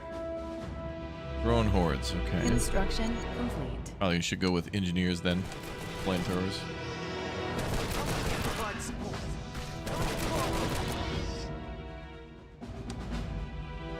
Technology request has been completed. Not a problem. The sharp traverse that. Squad moving out. Affirmative. Don't leave us on a cliffhanger. Oh, don't worry. We'll come back and play this some more after the event. Instruction complete. Come on. Come on, you apes. Come on. Anything broken?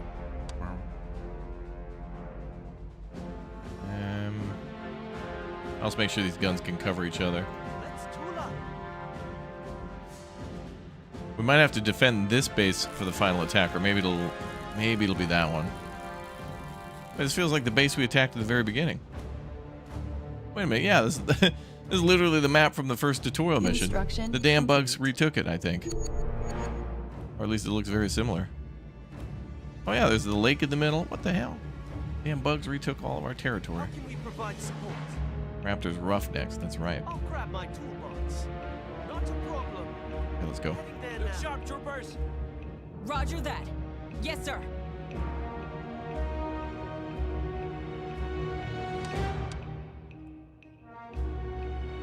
What do you need? Yes, sir. Affirmative. Awaiting this orders. Way. Look alive, troopers. Affirmative. Engineers, Move now out. here. Roger that. Troopers, squad moving out. Sir, yes, sir. This way. Anything, not a problem. I'll grab my toolbox. Let's tool up. I guess we're just gonna go to that base now. Infantry. As that other group gets here. Boom, boom, boom, boom, boom, boom.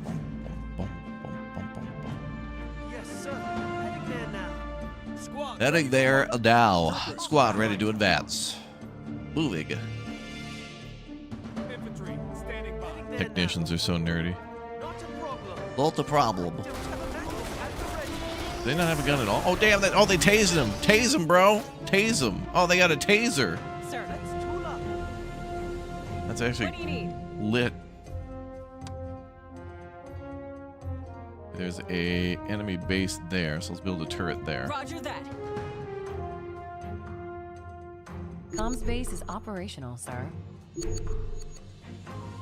Troopers, standing by. Okay, we gotta go up there. Oh, yep. Here comes the bugs.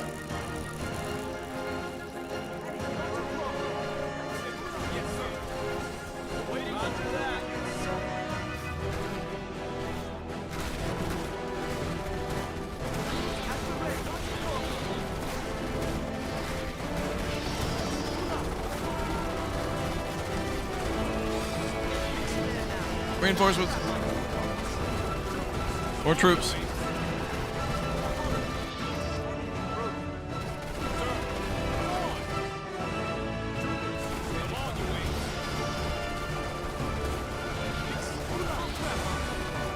Hold the line.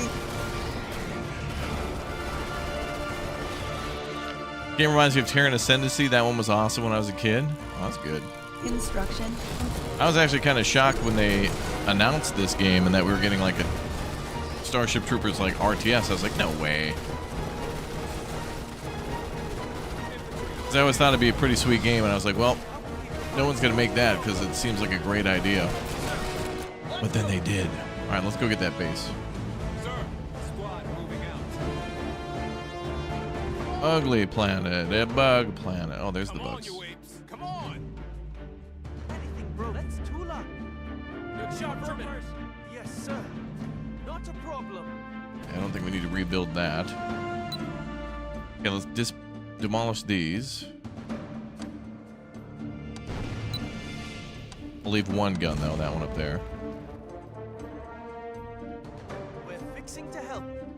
The technician filled the corners.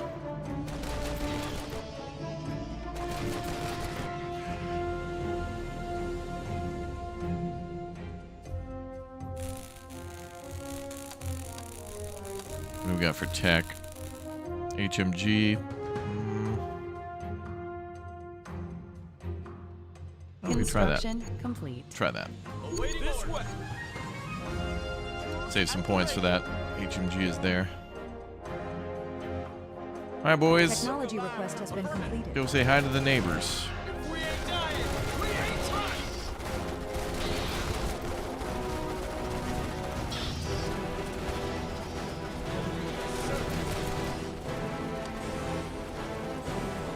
Oh, sweet. That covers like the whole base. I'll grab my toolbox. Sir, squad moving Sweet. out. Affirmative. Do it. Squad, roger that.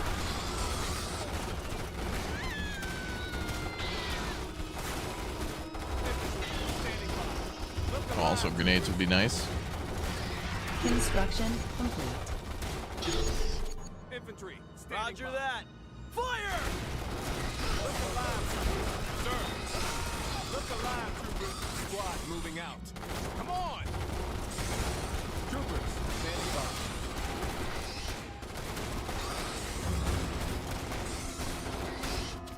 This way. Roger that. This way. Infantry, come on, you apes. Awaiting Technology request has been completed. Sir, affirmative. tools at the ready. I want to build another HMG. Hive network eradicated. No more threats in this sector. Sector now. secured. Outstanding work. Not a problem. FedNet broadcast incoming. Today's weather is going to be hot, like the landing zones. Reports are confirming that more bug hives have been eradicated in this sector. Oh, we won? I didn't have to defend? Okay. Construction complete. Or do we? No, we're good.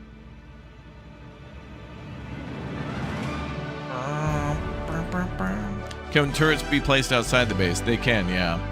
I think there are some rules, like, there used to be rules where they could only be placed on these, like, asphalt or concrete-looking things, but they may have changed that a bit. They've really made some changes to this game. Or maybe the technicians could build anywhere and the engineers can only build on, like, base locations, but I think we built on sand before. I think they changed some of the rules, which is cool. Oh, yeah, we got 4 in. Okay, so now I got, like, level 1 prestige. Resource point. Hero of the MI unlocks a unique visual for all your resource points. Oh, we can now go to Varuna Sports District. All right, we'll be back there in a minute. We'll head back over there in a moment. Okay, I'm going to take a break from this game for the time being, and we're going to jump over to the Slitherine event going live right now. I think they've been live, and they wanted us to swing by for a bit and check out what's going on, and then we'll be back for more of this game in just a moment, just 1 minute. Let's see. If we can find the old Slitherine stream.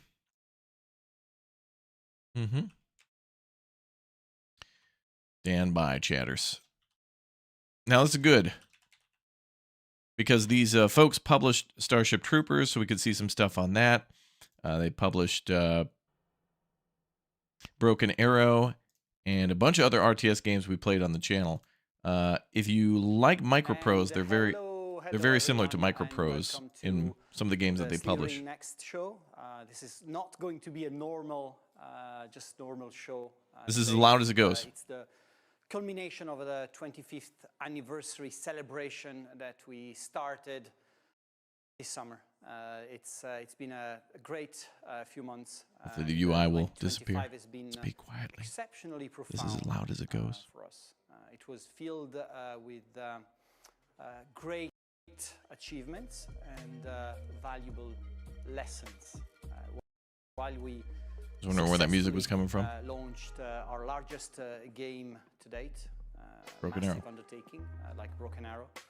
This milestone was achieved alongside significant real-world challenges.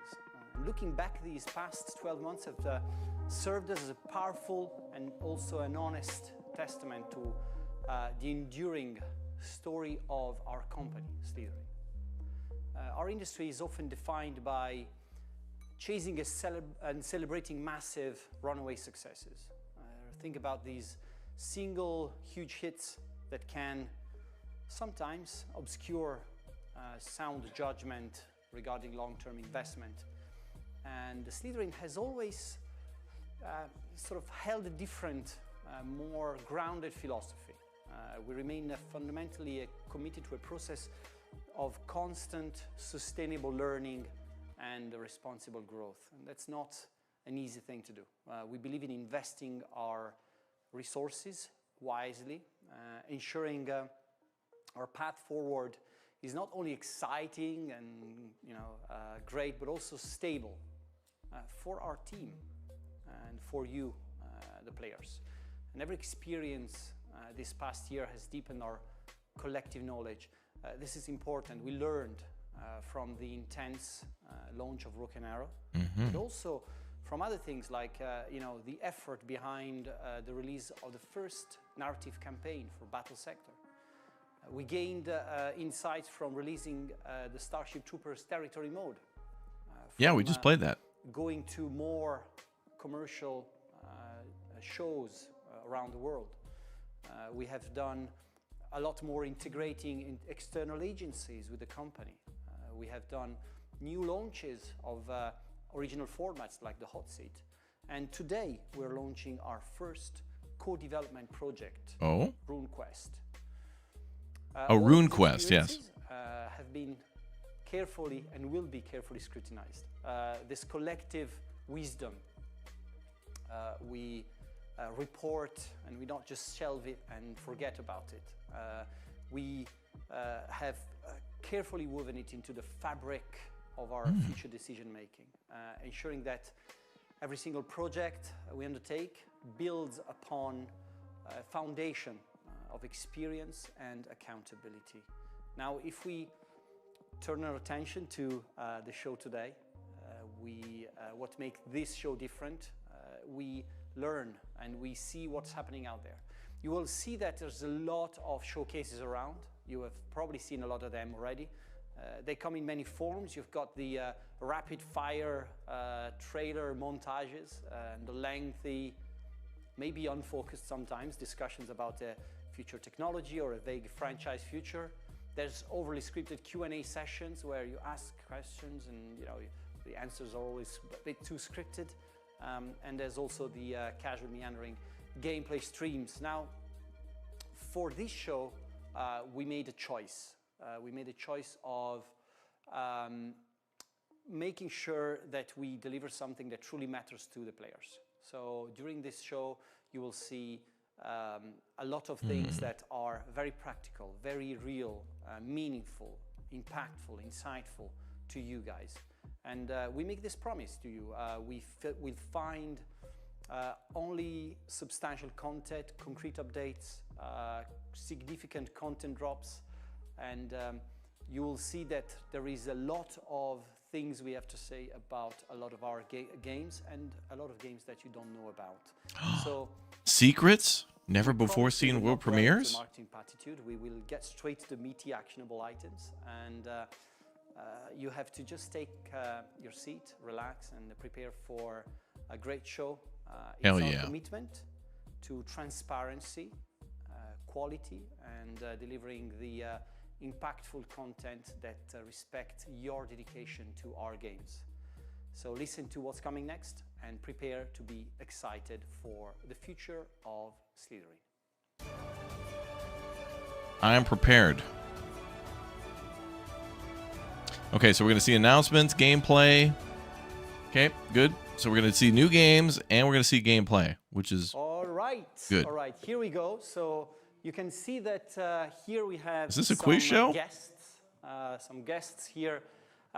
From my right to my left, Annie Sims, producer, internal producer at Slitherine. Alberto, you can say hello, Annie. Hello, I wasn't sure if I could or not. Hello. Good to see you, Marco.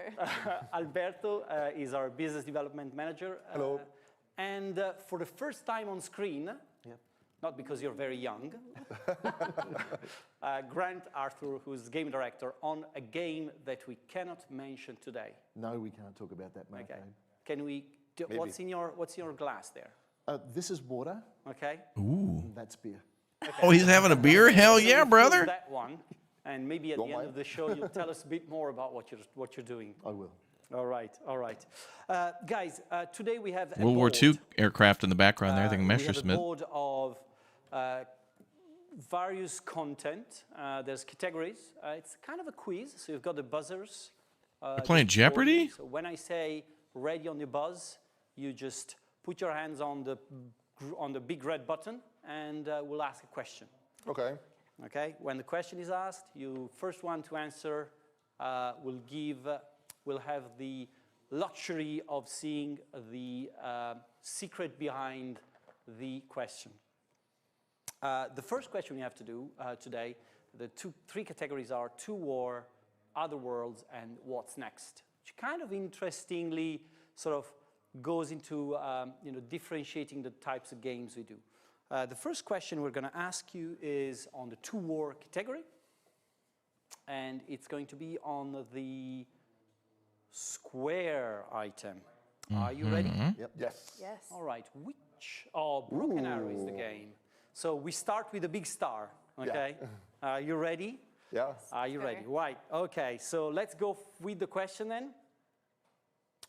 What unit is this? Well, that's a 2000. Panzer 2000. All thing? right. That's PZH-200. Oh, 200. You're like. Wait, isn't that the Panzer almost- 2000 artillery almost unit for right, Germany? Almost right. You were probably stealing the answer from somewhere. No. I have seen you. I have seen you lurking around the office for Oh, answers. it's cheating then. That's a little bit of The pre-show the cheating first right now. item of cheating, which is actually very, very welcome on the Broken Arrow subject, by the way. Oh. Just to start with a big, with a big boom. Controversial. For Broken Arrow, guys. PZH we have 2000, to that's what I start with. said. We'll show you a video, and then we'll be back with I was right. news on Broken Arrow. He said 200, but wait, free stuff for Broken Arrow? Whoa, whoa, whoa, whoa, whoa. Okay, Broken Arrow stuff. Let's go. Battle group specializations, USA. And oh, there's two new ones. Two new ones.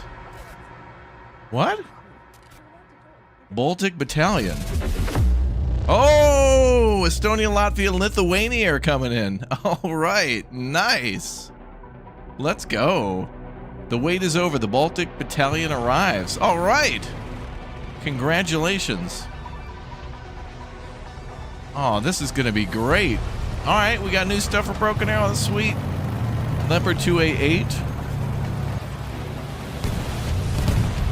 They're going to be a mix, I guess. Oh, this is going to be awesome.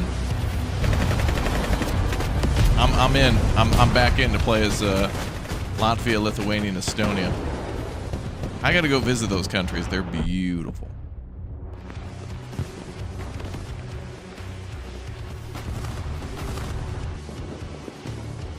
Cool. PCH 2000. That's the big O. The big Tillery.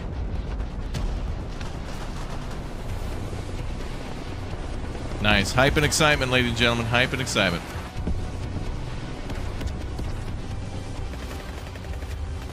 I'll be doing a video on the channel probably tomorrow on all these things, and we'll be talking about this then for sure, because this is very cool. So, oh, and a new map too. We get the Kadga military base. Hopefully we get maybe a new, campaign stuff in the future, but this will just be a new battle group for the quote-unquote USA.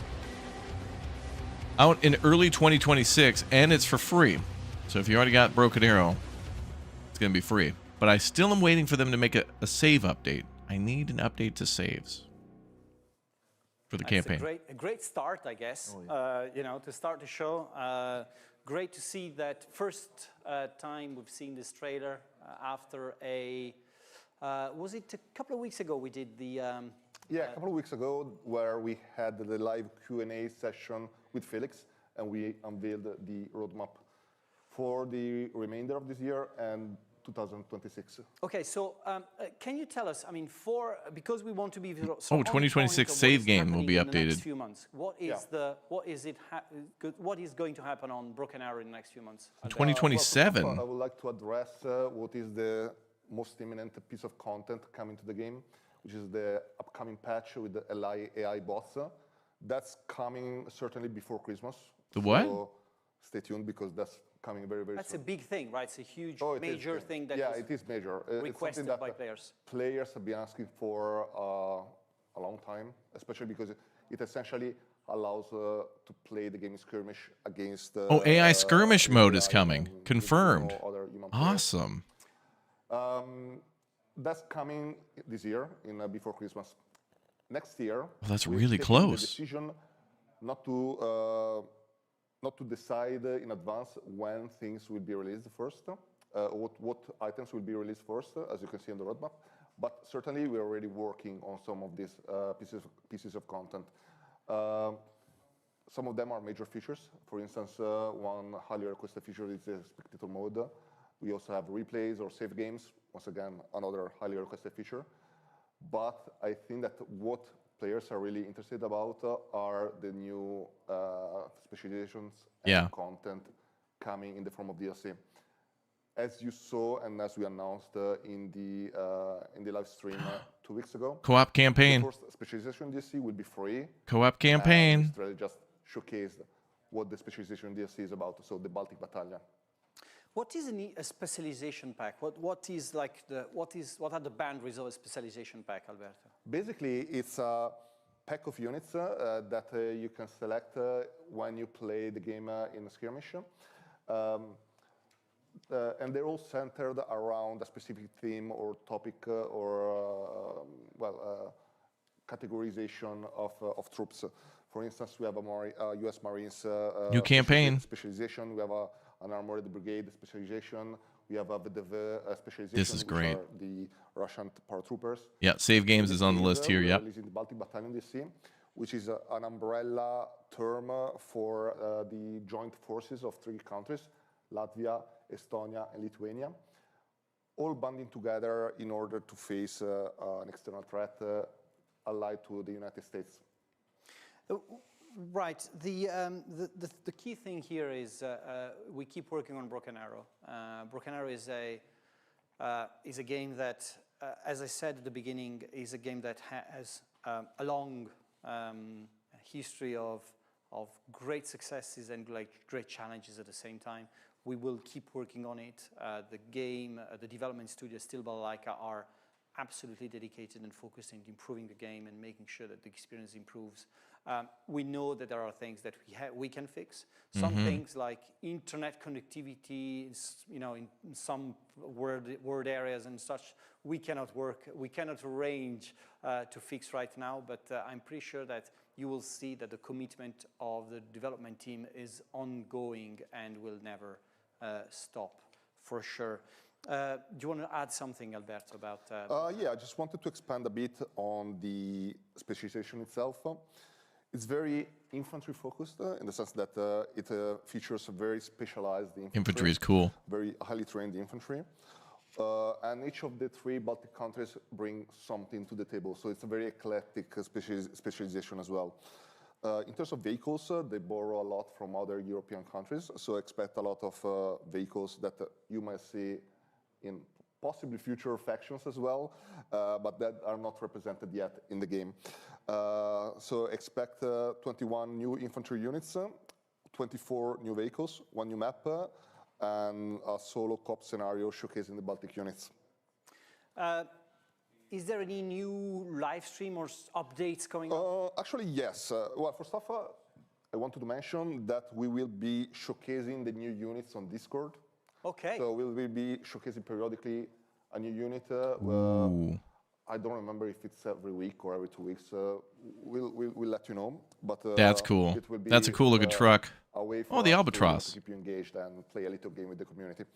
And secondly, as we mentioned 2 weeks ago, it's our intention to keep this channel open, this communication channel open with the community to be as transparent as possible.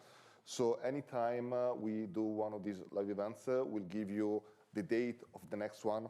In this case, we'll be back at the end of January, on January 27, when we'll have a new live stream event, once again with Felix, once again with a Q&A session.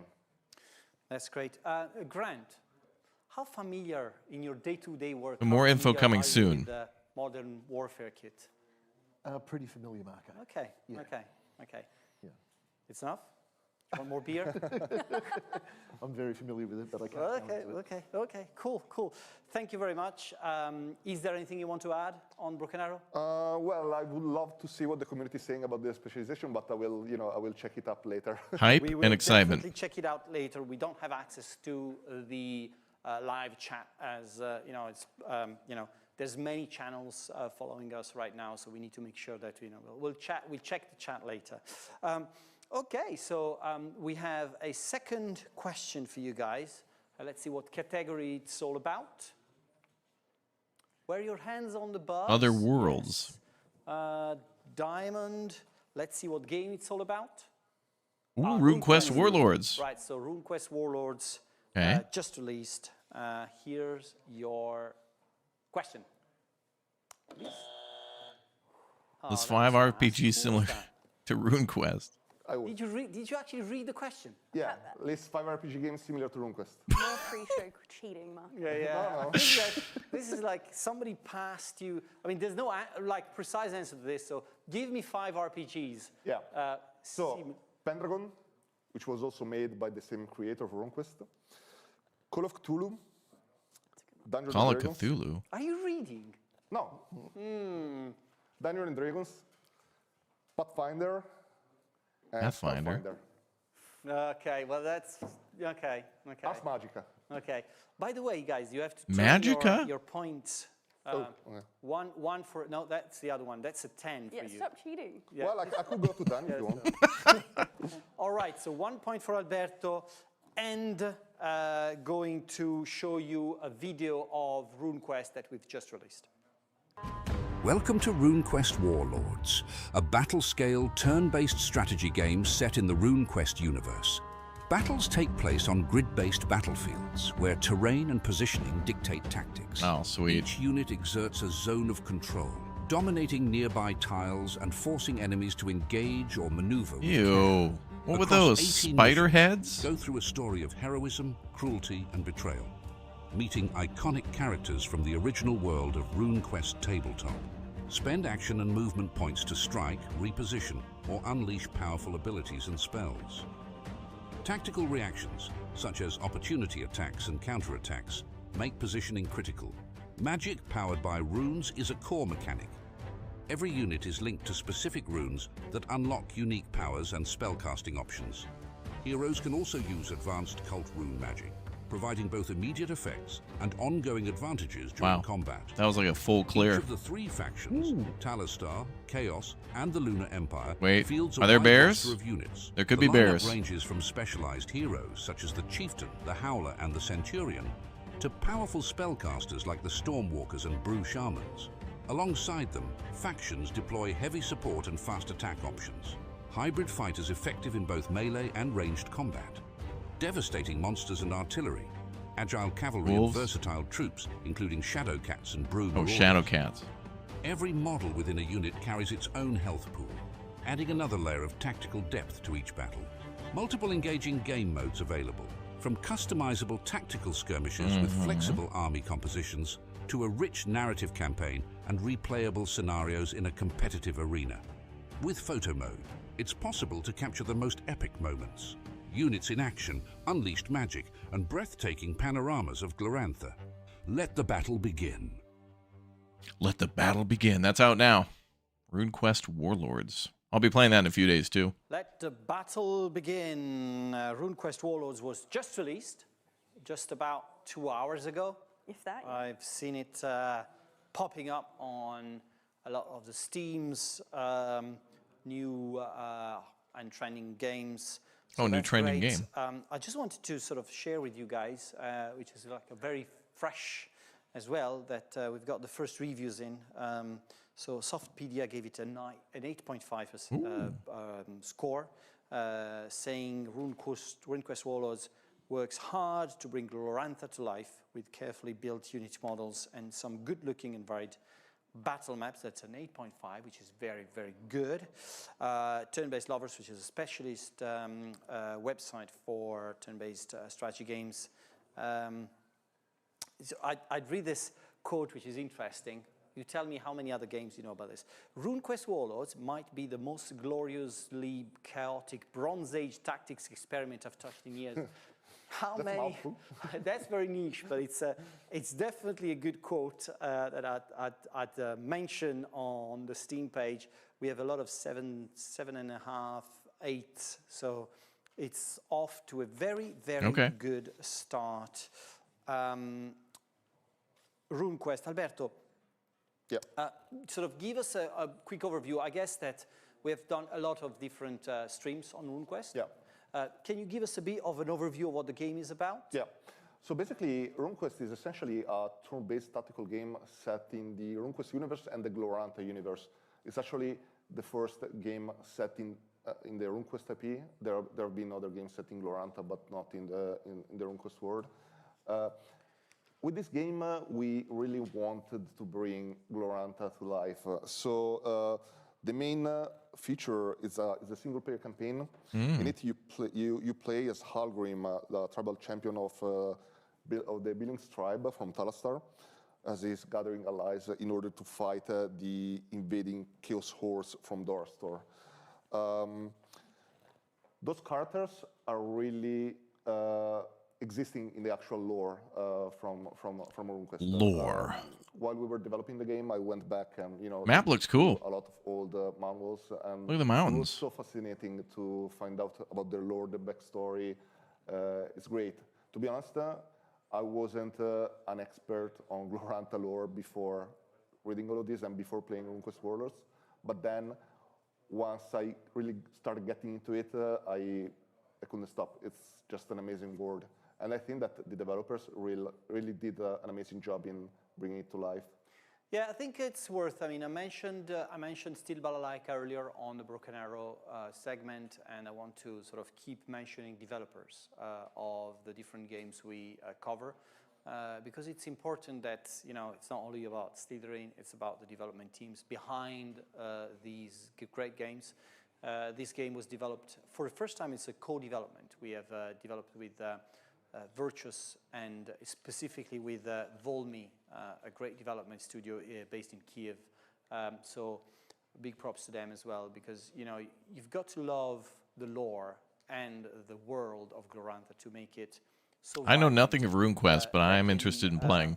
July, August, we went to Gen Con in the US and met a lot of the fans of RuneQuest, and what we saw was that through admiration for how the Needs models, bears? the 3D What if models, RuneQuest is just all about of bears? RPG were depicted in the game, which is the best possible scenario for anyone who's making It's like, a game based on a license. Nowadays, if there's a fantasy game, if it has dragons, it has to have bears too. It just seems to be what's happening. I think this is interesting because, of course, RuneQuest is based on the Battle Sector engine. Uses the Battle Sector engine. So that's the photo mode is a core feature, I guess, of the Battle Sector engine, and we're bringing it to RuneQuest as well. Yeah, absolutely. I mean, being able to sort of get into the depths in a way that you wouldn't with, the classic camera of a game is just a bonus, and the fact you can do all those adjustments in the engine. Wait a minute, there's the board game right behind her. There's RuneQuest sitting there on the it's being shelf. released today.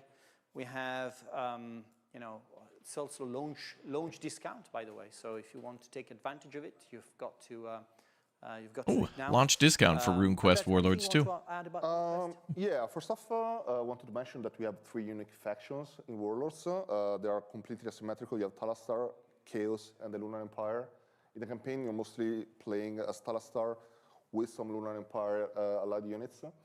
And of course, your main opponent will be Chaos. But you can play them as you want in skirmish and multiplayer. Magic, of course, plays a huge role in the game. Rune magic is the foundation of the universe, and every single unit in the game makes use of them. As such, it's such a colorful and amazing game. Bolt action, right?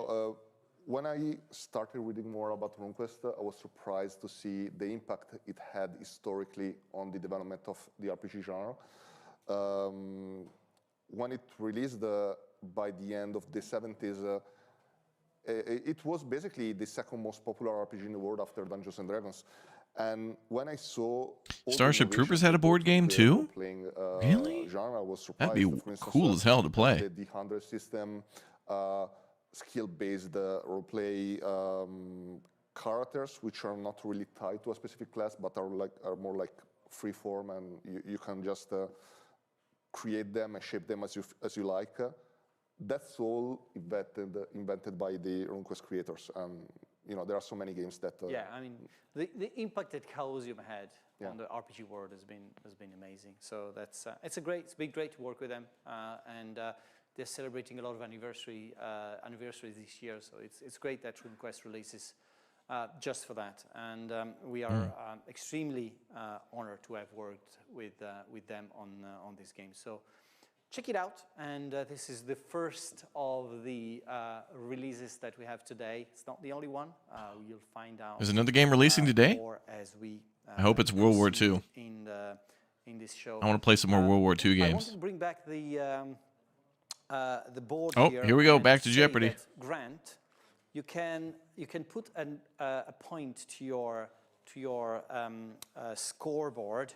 Because I've been told he that was your correct. answer was actually correct. My notes were wrong. Ooh. Yes. So you actually cheated correctly. So it was actually, I'm very sorry I've called you a cheater. Very clearly, Alberto is the cheater. Third question on the category is to war, okay? And Back what to war. is all about?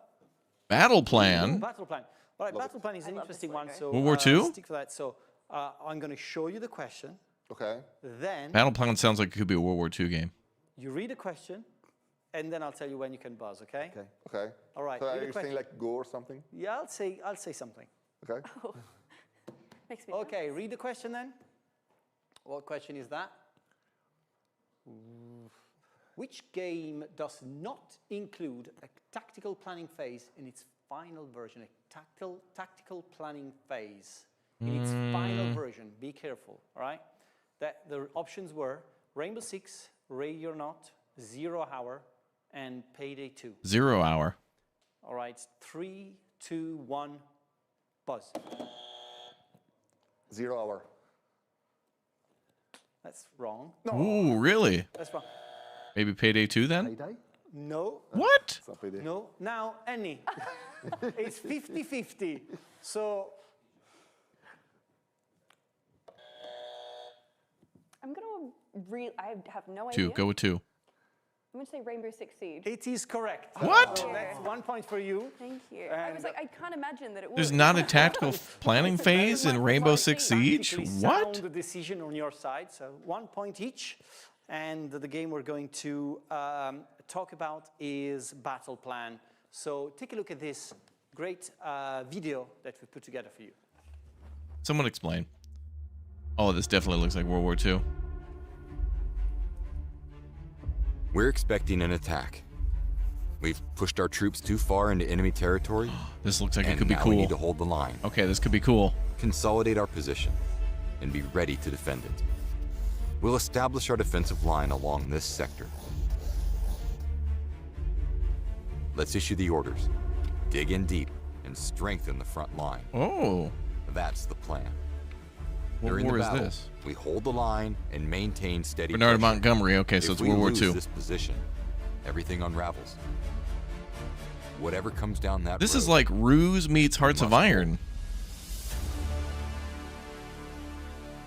Play the demo at Steam Next Fest February 23rd. What? That looked cool. Battle Plan. I need to know more. That's a game that we have announced very recently during one of our Oh, was that already announced? shows. It's captured people's imagination, like very few I games. wonder if that'll be do, I multiplayer. have That'd be to say. awesome. So Battle Plan is a very peculiar game, and I want to ask Alberto about this. It is a very peculiar game. Some people have seen it, are seeing I'm it hyped. as the I wanna- battle, give me. like war mode of a Hearts of Iron type game. Yep. So can you tell us a bit more about this, aspect of the game? Yeah. People will have seen some elements of Hearts of Iron in Battle Plan because the front lines feature it has some similarities to Hearts of Iron, but that's the extent of the similarities between this and Hearts of Iron, in the sense that this is first off not a grand strategy game. It's a strategy game about warfare. There's no economy, there's no diplomacy. You just fight in specific battles. This also reminds me a bit of Unity of Command. Experience of what it means to be in charge of an army group or in charge of some divisions during World War II. Okay, so it's more like Unity of Command meets you will be able to Hearts of draw Iron. Carefully detailed battle plans and see how your officers carry out those orders and what happens when they are able I'm locked in to, for this one. to carry them out. They say that any plan doesn't really Survive contact with the doesn't enemy. survive the impact on the battlefield. So that's pretty much what happens in Yeah. battle plan, in the sense that there's no perfect plan. You're always going to be Look at able all this to stuff. reconsider your plan, and as you can see on screen, you will be able to prepare new offensive, set up new front lines, give new orders. Oh, it's But all about tactical in the planning. end, even though So, like, it might seem You're pausing and planning, and then making your moves, kind of like because there is so much turn-based. going on under the hood and under the surface. It's also very approachable because anyone, or at least anyone who has some knowledge of World War II, can jump in the game and just prepare plans that might or might not be good, but This would work for Civil War too, yeah. Although it would be a lot slower. It's a case of a game which is easy to get into, easy to learn, and hard to master. That's really what it is. I know it's an overused phrase, but it's actually true in this case. And I think that what Battle Plan does, no other game does. I think it's amazing, and I think that we we have the potential to make something really unique and really cool here. We're playing this demo. It does look really cool. I'm playing going to use you as the go-to person for when is it going to release? Well, I can tell you can check out the demo at the next Steam Next Fest, which I believe is February 23rd when that opens. So you can have a look yourself then. February. I don't you know, wanna we're wait. at the phase where a lot of the future decisions of the game will depend on the feedback we have from you guys out there. So definitely, I just find it beautifully, visually it's just beautiful. It's just works I really very love well. the style. It looks cool, yeah. While being quite genuine to the. I mean, it's a typical map game. It doesn't. Drawing thing is really Doesn't really get It does feel like a map. much Yeah, different. we wanted to capture that feeling because so many World War II games, and we know a lot of them, have all these hexagons and tokens and so on. But They're a in bit this case, scary, to be honest. yeah, it is intimidating. In this case, we wanted the map to be the protagonist, and the player, he plays with the map, or they play with the map, they draw on it, they prepare plans on it. You can even take notes on it. Grant, do you have a favorite World War II setting as a whole? I do indeed, and it's an area of on the Normandy battlefield. And It's called the Maisie Battery. Okay. And when the Allies landed here, it's not Point de Hoc there, but at Point de Hoc, they expected to find the main German field guns, and they weren't. The guns that were meant to be protecting the beaches, they were actually located at the Maisie Battery, which was behind. When the Allies did go through and discover the battery, all they did was bury it. They didn't destroy the guns, they buried it, basically covered it up. All right. And it was an English guy a few years ago who found the field, dug it up, and now it's an attraction you can go and visit. But Wow. It's exactly as it was in World War II, June 6th, 7th, 8th to this day. It's exactly as it was in World War II. That's great. So it's awesome. So that's your favorite. Do we have it in the game, Alberto? As I said, yes. Well, we have Normandy. We have the first mission in the single player. Well, actually, let me cover the contents of the game because I haven't spoken about it. The single player campaign. Oh, yes, cheese poofs. It's on our schedule. Exclamation point schedule. From the Normandy landing up until basically the end of World War II. You will be commanding either American forces or Canadian forces or British forces. American, Canadian, or British forces can be commanded. System of arming customization between battles, in the sense that you are. Maybe that's just for the demo. From one battle to the next. It did look. I saw North Africa in there as well. You will gain experience. You will have to replace casualties, which will also have an effect. It looks like it's going to be France, North Africa, can evolve over time. maybe Italy. The first scenario will be focused around Cayenne. I'm pretty sure that the area that Grant spoke of will be. It's there. Yeah, Okay, it's there. Cool. And also a mention, as I said at the beginning, also always mentioning the development team behind the games. The development team behind this game is called Foolish Mortals. They are the biggest development The biggest developer is Saskatchewan. Saskatchewan? What the hell? Saskatchewan's making a World War II game about Canadians, British, and Americans landing at Caen, or, well, D-Day in general, but that battle as well? We did Someone alert BK. Saskatchewan alert. Game called Casual Wars, which I Sounding the Saskatchewan alert now. Big money! Okay. All of Saskatchewan has been alerted. Top guys on the game. And looking Saskatchewan. forward to Steam Next Fest for checking out the demo. All right, guys, so let's go back to our board. And again, we want to be focused on really meaningful content. So let's go back to the board. And the next question is on the Other Worlds category. Other Worlds. There. And what game is it all about? Ooh, Stargate Timekeepers. What?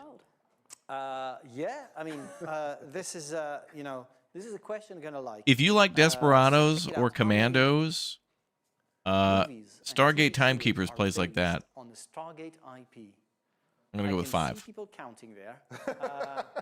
All right, so 3, 2, 1. 5. Annie.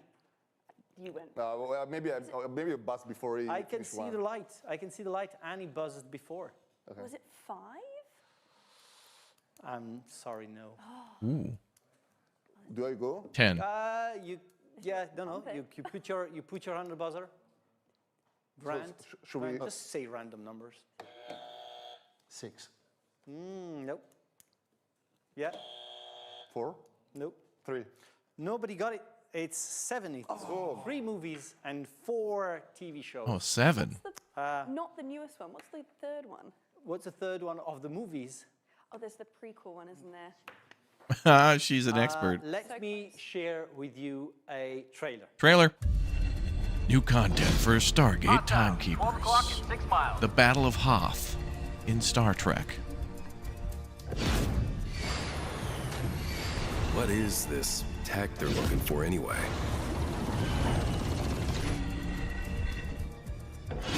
It's some kind of weapon left by the ancients. The kind that decides who wins the war. Have Moloch's warriors been here before?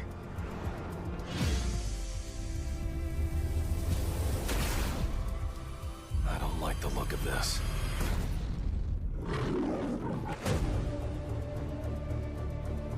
That was above and beyond, Colonel McCain.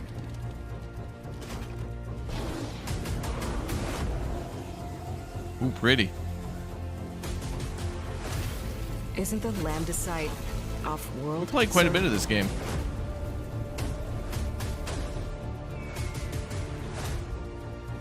You heard the general. Fire. Oh, environmental kill. Oh, those are the best types of kills in these games. Environmental kills. It's almost like Hitman in a way, you know? In Hitman, it's so satisfying when you can get somebody to... I don't know. And when an accident happens in Hitman, grill explodes or whatever. Stargate Timekeepers coming soon to Xbox and PlayStation 5. There you go, console releases. Well, the news, the big news, Annie, the big news is that Stargate Timekeeper is coming to console. Yay! You're going to be able to get it on PlayStation 5 and Xbox Series XS. That's great. Annie, just a few just words about about Stargate. Bringing a game like Stargate to consoles. What does it mean? I mean, changing the format of a game from PC, mouse and keyboard to controller is always a bit of a challenge. UI particularly, because you want something to feel very natural, particularly a game like this where it is a real-time tactics game, you need to be able to react quite fast. And obviously we do have the tactical mode in the game, but a lot of it is reacting to things around you because you are in real time.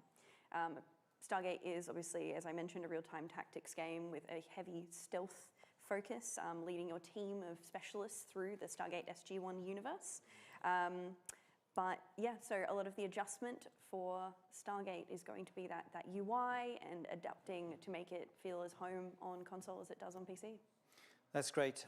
And of course, as we keep mentioning developers, this game is being developed by our studio in Poland and ported to consoles by the amazing guys at Trinity Games, the biggest development studio. I don't know, I'm just making that up. in development studio. The biggest town ever of Bologna, Italy. Next question. What is it? All right, 2 war. Oh, 2 war again. 2 war is the category. 4 stars. And we have a question. Headquarters there. World War II. Now, for Headquarters Another turn-based World War II game. Let's see what it's. Which popular World War II movie features? Which is Fury. You cannot buzz. You cannot buzz. That's cheating. Which popular World War II movie features Brad Pitt and the tank as its main characters? I'd say, what's the main character, the tank or Brad Pitt? Well, the movie's called Fury. I like the tank. You're the tank. Okay. 3, 2, 1, buzz. That's Grant. Yeah. Fury. Fury, it's the right answer. So you've got a point. Yeah, thank you. I didn't know the answer. I just wanted to buzz in before Grant. Fury was good. Yeah, Fury was very, very cinematic. That movie. To know everything about modern warfare, but you know a lot about World War II as well. A little bit. Okay. A little bit. And you can see the Fury tank at the Bovington Tank Museum. Really? Yeah, At the sorry. You can see the Fury tank at the Bovington Tank Museum. Bovington Tank Museum. Okay, cool. Note to self, chat, go there with Harry when I go to visit Poglad. English accent. Grant has a slight accent from some other parts of the world. Down under Australia.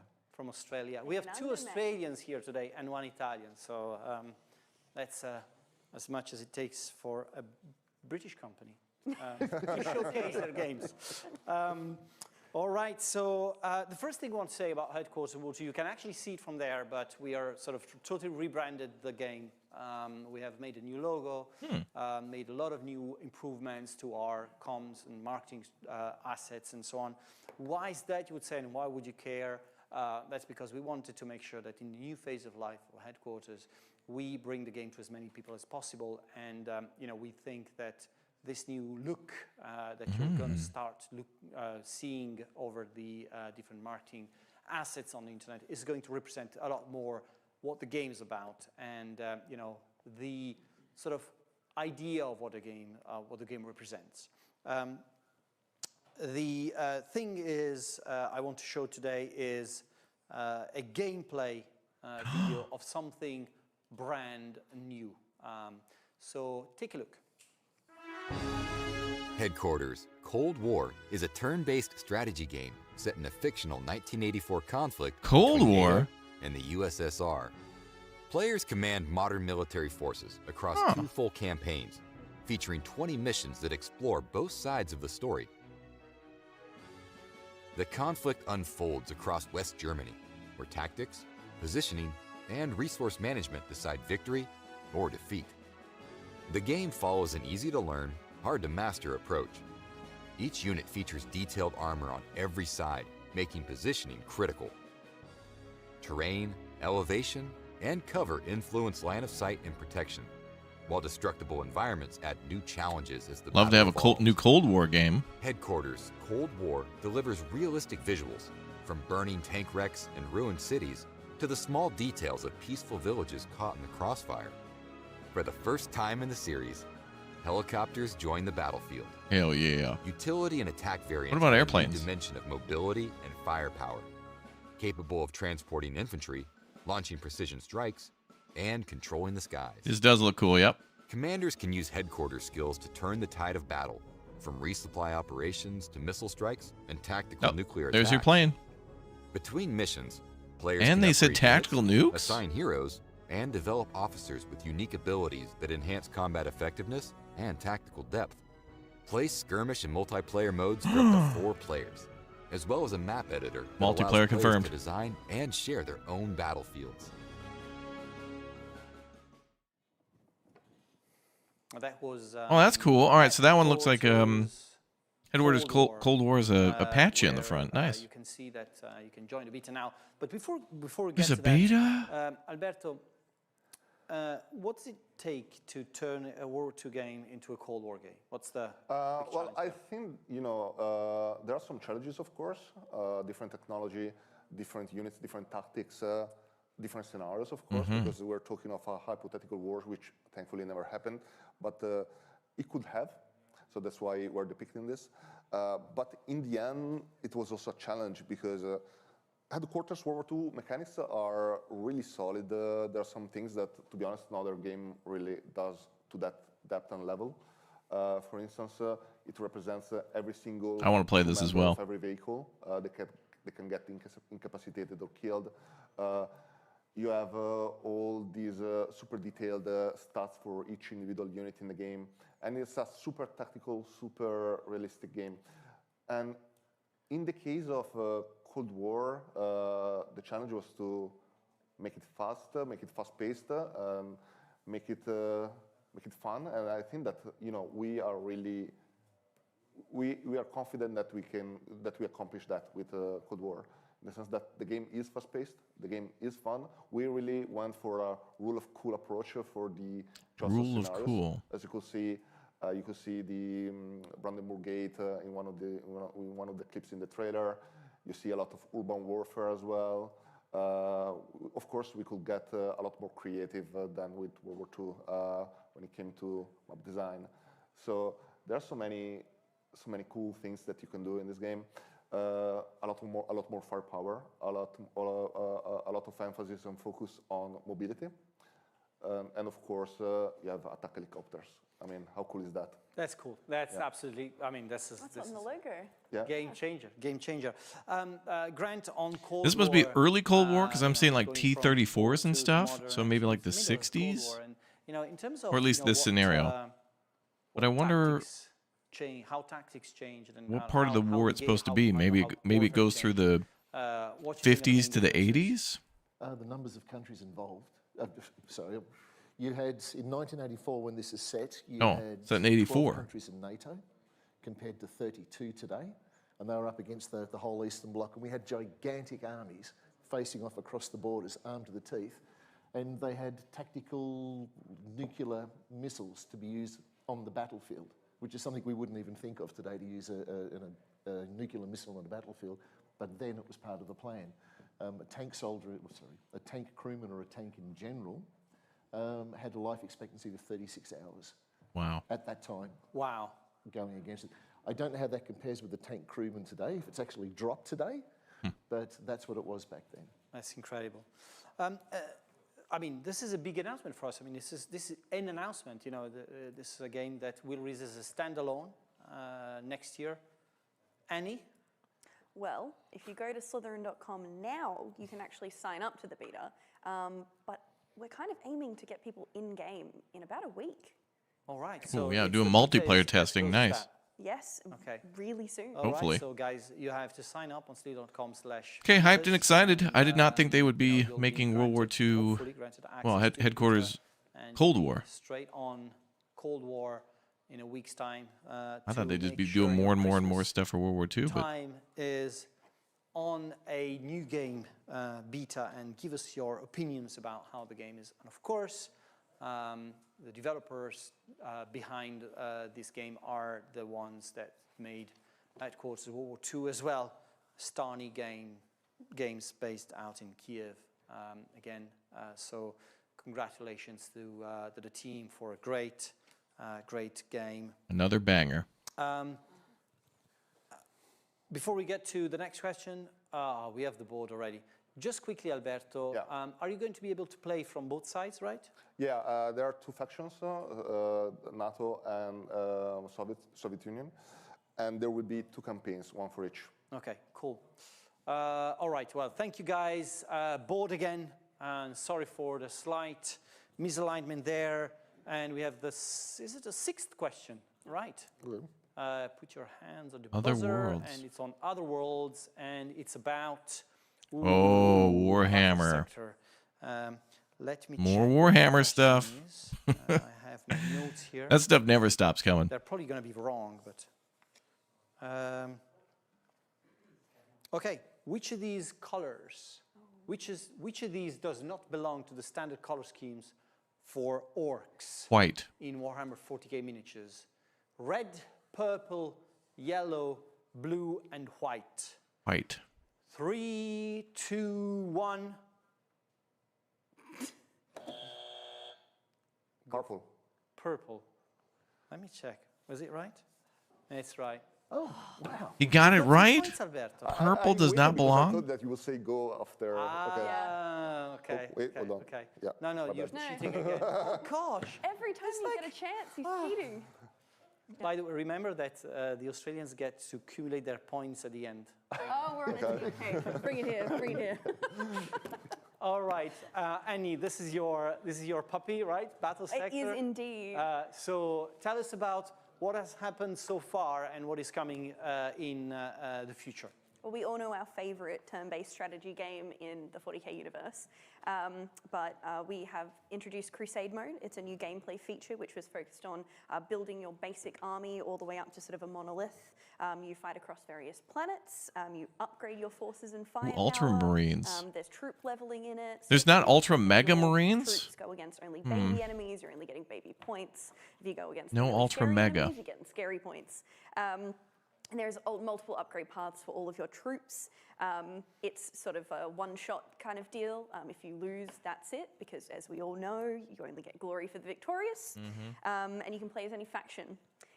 We then moved into earlier this year, we released a new game mode for Battle Sector, which was the domination mode, which was capturing and holding 3 central zones on a map. Oh yes, we played this. Capture of the flag with a bit more chaos mixed in.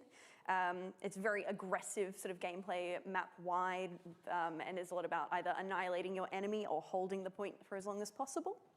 And then we look to the future from that. So as you can see on our roadmap, very early in 2026, we're going to be releasing our Black Legion DLC. And then coming after that, we're going to have a big free major update to Crusade and a bit of balancing for the game. And then after that, in spring, we're looking at the Ultramarines being added to the game as a faction. Mega. Going into summer, it's going to be a new narrative campaign. Fall, it's going to be another big major update to our game because we really do care about our fans having a good time. And then into winter, it's another faction DLC. And as always, whenever we introduce a new mode, you can play against them. Even if you don't buy the faction yourself, they are still enemies available in the game. So. That's great, Annie. And I think, again, you know, as there's a lot of stuff going on there. I want to mention all the studios involved in this, because there's a lot of people involved in Battle Sector. There's a lot of hands in the pot. Yeah, so Battle Sector is mainly developed by our internal studio in Poland. And we also have the amazing guys at Volmi doing the faction DLCs. Indeed. And some of the the game modes, new game modes, have been made by a studio in Turin called Future Ultramarines. So there's a lot of people. How do you manage all these people? How's the workload? I'm busy. Going through. I'll put it that way, Marco. I'm very busy, but it's really rewarding. I think the work we do for Battle Sector is gorgeous. We do quite a variety of things as well. Obviously, just on this future roadmap, you can see we've got a lot of different DLCs for factions. We've also got campaigns, our free updates for the community. There's a lot going on. So I find it amazing that we have so much stuff planned for next year. And, and we like of to course, plan. one trick to announce to have so much stuff for next year is that we moved some stuff that was going to release this year to next year. So Absolutely. 2076 is even more packed now. Oh my goodness, yes it is. Going through everything we've done, I have to only hit the highlights because I would not have time. Omega Alpha Marines Extra Deluxe. Most of these, there's a big community of players on Battle Sector who play it on consoles, which we sometimes forget about. There's a sizable community there. So all these are coming to consoles as well? Absolutely. I know that we've been a lot of our big updates have been looking at console. I didn't know Warhammer Battle Sector was on console. Who mentioned that he was having trouble with the new game modes playing with his stepson, and we made that our absolute priority to get fixed in a patch immediately after. And we were pleased to and very excited to see that he indeed was back to playing with him. See, that's customer service. Alberto, we are also releasing a new DLC. We have just released a new DLC for Gladius to keep in the tradition of giving a Christmas present to Gladius players. Rampage Pack. Can you tell us? Rampage Pack, yes. Yeah. To keep up our Christmas tradition, we're releasing yet another unit pack for Gladius. We're talking of 8 brand new units coming with the Rampage Pack. 1 unit added to many of the existing playable factions. I lost count of all the factions that we have now for Gladius. Sorry. But we have the Death Strike, the Vigilator, the Krutox Rampager, the Commando with a K, a Hexmark Destroyer, a Gene Stealer, an Armiger Helverine, and a Plague Marine. I think that... What's the camera doing? What faction each of these units belong to. The guy was hiding in a bush. Did you see that? Sure about two of those. The cameraman was like doing blueberry bush emote. Let's try. Okay, so Commando is of course orcs. Of course, that was my guess. Gene Stealer is Tyranids. Yep. Hexmark Destroyer is Necrons. Plague Marine is Chaos Space Marines. Yep. Armiger Helverine, I think it's Adeptus Mechanicus. Krutox Rampager, I think it's Tau. Death Strike and Vigilator, I'm not sure if whether or not one is Astra Militarum and Space Marines or the other way. I just had a thought. Do you think they're going to talk about Terminator. And Are we going to get anything new for Terminator? Can just prove me wrong. All right, I won't add a point to your scoreboard, but that was very well done. Thank you. Very brave. Very, very well done. So now, guys, I'm going to call a 5-minute break, and then we'll be just back with more questions, more games, and more great announcements. 5-minute break? What the hell? Well, I hope they turn their mics up, and then 2, oh, hello. Okay, so if you're just joining us, we got some breaking news for Broken Arrow. They're adding new, like a faction to Broken Arrow. It'll be coming out in 2026, and that's going to be Latvia, Lithuania, and Estonia. And they're going to be for the American side, essentially. So that's cool. And then there was also a sequel to World War II, well, Headquarters World War II called Headquarters Cold War. So that seems to be very appealing for us, too. And then also a game called Battle Plan, which seems to give me Ruse vibes, and then also Hearts of Iron vibes, and then also Unity of Command vibes. Like, it seems to be a combination of those games. So I'll be looking forward to playing that as well. Then there were some things for, Starship Troopers Terran Command as well, which we were playing, is 40% off. Some people were saying they want to get that. We'll be back to playing that in a little bit too, but hopefully there's some more stuff for Starship Troopers. But I'm also looking forward to, so Stargate is coming to consoles, and I'm sure there's going to be a million more sales on Steam for these games. But Starship Troopers is probably one of the best RTS games that they've made, including Broken Arrow. Like, it's just fun to like do defenses and stuff in this game, and you know, it's fun to make a good bug a dead bug, that kind of thing. We'll be back to play this in a minute. I want to see what other games they're going to announce, though, because I want something new for Terminator, and I hope they talk about more of Broken Arrow. They already kind of have. A lot of hype and excitement for Broken Arrow. In a world where gaming never sleeps, one show dares to turn up the heat. To the hot seat. We bring the giants of the gaming world. Oh my god, don't make me shoot. No doubt. And the next are already on the horizon. Actually made my year. I panicked, I'm gonna be honest. I can never be ready. One night, once a month. No one could have finished. Unlimited hype. The Hot Seat, hosted by Marco Minoli. Live from Milan every last Wednesday at 6 p.m. only on Slitherine TV. Live from Milan. Scramble, Battle of Britain is a tactical dogfighting game that thrusts players into the high Oh yeah, we got another World War II game. 1940 summer skies. Lead your squadron through intense aerial This one's been out for a bit. 3D dynamic airspace as Luftwaffe and Royal Air Force fighters clash over the English Channel. In the early access release, players take on the role of a squadron leader, commanding a crew of pilots. You get to be each Polish with their pilots own too. Unique strengths and weaknesses. Through each gameplay phase, planning, simulation, and review, players strategize and command aerial maneuvers, witness simulation outcomes in real time, and rewind the action to analyze battle damage using detailed camera Actually, views. sweet. The planning phase allows users to strategically plan maneuvers for We need aircraft another under their World War control II using detailed graphics and UI, flight simulator, set like a precise controls campaign and one. Special defensive actions like escaping dogfights and bailing out from a plane. In the simulation phase, the camera can be directed toward the heart of the action, ensuring you don't miss a thing as you watch the planned maneuvers unfold in real time. Loop, scrub, and rewind through the review phase to assess battle damage and analyze and refine your tactics.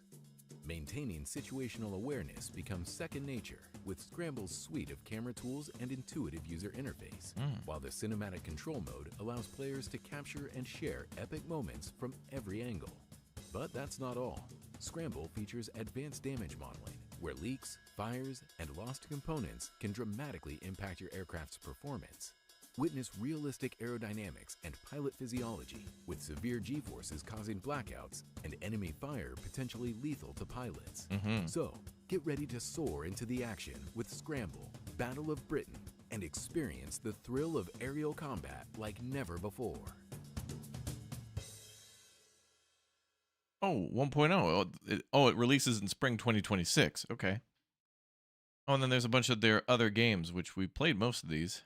Flashpoint campaigns, Panzer Corps 2. I haven't played Valor and Victory, or I think we played Combat Mission maybe long ago. Field of Glory as well. And welcome back.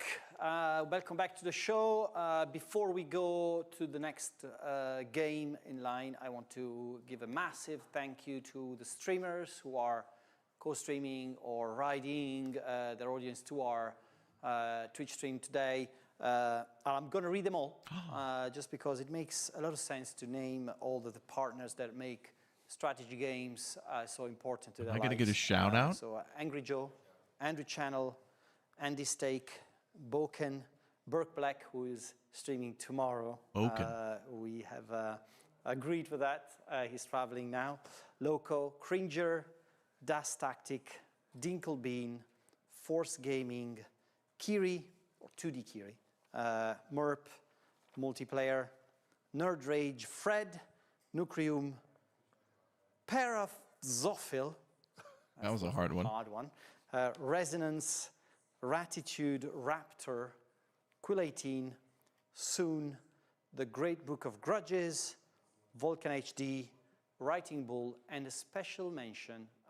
This show is dedicated to the memory of Dan Field, a French streamer who passed away a few days ago. Oh, wow. We did a lot of strategy streaming, and we're, glad to make this his show today. Oh. Thank F in you, the Dan, chat for a fellow gamer chat. The niche segment of the gaming industry. All right, guys, welcome back. It's great to see you again. We have a lot of games to cover. We're about halfway through. So you feeling okay? Yep. Yeah, I'm good. good. It was very fun. Grant, all good? Enough Very beer? good. I could do with some more. Oh, Hell yeah, brother. Bring some beer to Grant now. So the next question we have is in the category of to war. Okay. Oh, Back to another war game. Okay. Oh, this is ICBM. Ah. ICBM escalation. So the question is, which of these does not include a mention of ICBMs? House of Dynamite, great movie. Probably Stranger Things. Broken Arrow, Stranger Things, and the Iron Giant. Now, 3, 2, 1, buzz. Alberto. House of Dynamite? No. It's all about ICBMs. The Aussies are back. 3, 2, 1. Annie? Is it Stranger Things? Nope. What? And Grant? Iron Giant. Nope. What? Broken Arrow. Really? Does not have any mention of ICBMs. But there is a Stranger Things because there's that whole thing with the Russians, I think. I didn't think they mentioned ICBMs in that. I do remember the Russians, but I was like, they talk about other stuff, not that. You see? Wrong. You see? I guess it's because the nukes are delivered by aircraft, so technically there's not an intercontinental ballistic missile. That's great. So, That's the most You valuable use thing. atomic bombs, though. You do. But You an can. ICBM, Yeah. Right. All right. So, guys, ICBM. They what got can I us say about good. ICBM? Damn. ICBM has Clapped. is just going to receive a big update with an AI rework. Alberto. Yeah, basically, This game's fun. ICBM is a great game to play with friends. Massive improvements to AI. It's currently slotted for releasing in January next year. It's really going to make AI opponents smarter, more strategic, more realistic. Key improvements include 2 new specialization AIs. One is called strategic nuclear AI. The other is called conventional invasion AI, in the sense that, of course, one focuses more on tactical nuclear warfare, the other on more conventional type of warfare. This was particularly tricky because to make conventional warfare work correctly, you have to have a combined arms approach, and you have to manage all the units at your disposal in a correct and efficient way. Fleet, army, air force, radars, whatever. It's a really complex game. It's a really systemic game. So it's not trivial to make an AI which really behaves in a very efficient and realistic way. And we think that with this update, the developers really pull it through. It's really smarter in risk assessment and in tactical behavior. So it's treating strategic assets as something really valuable, and also taking into account things like hazard zones and engaging in realistic battlefield decision making. So on top of this, it's also a lot more efficient in engaging into diplomacy and intelligence and escalation control, in the sense that it will behave realistically in that department as well, which is, of course, super important for this type of game. Grant, we talk a lot about AI these days, and you know, about generative AI and AI in games and so on. I don't want to do into the the subject of how to use AI and stuff like that, but it's interesting to see that we're doing an AI work for ICBM. A lot of the games now have this thing where we generate assets with AI, but still a lot of games have a lot of problems with having realistic AI. How do you think about ICBM, tactical games, more strategic games? What difference in building AIs for these games? Oh, it's going to make a huge difference because we can see war and what's going on now, and there's an expectation of what these games should have in it. Like, it'd be, if you didn't have the unmanned aerial vehicles and you didn't have this, it just wouldn't be contemporary. Now, the thing is, with the AI in warfare,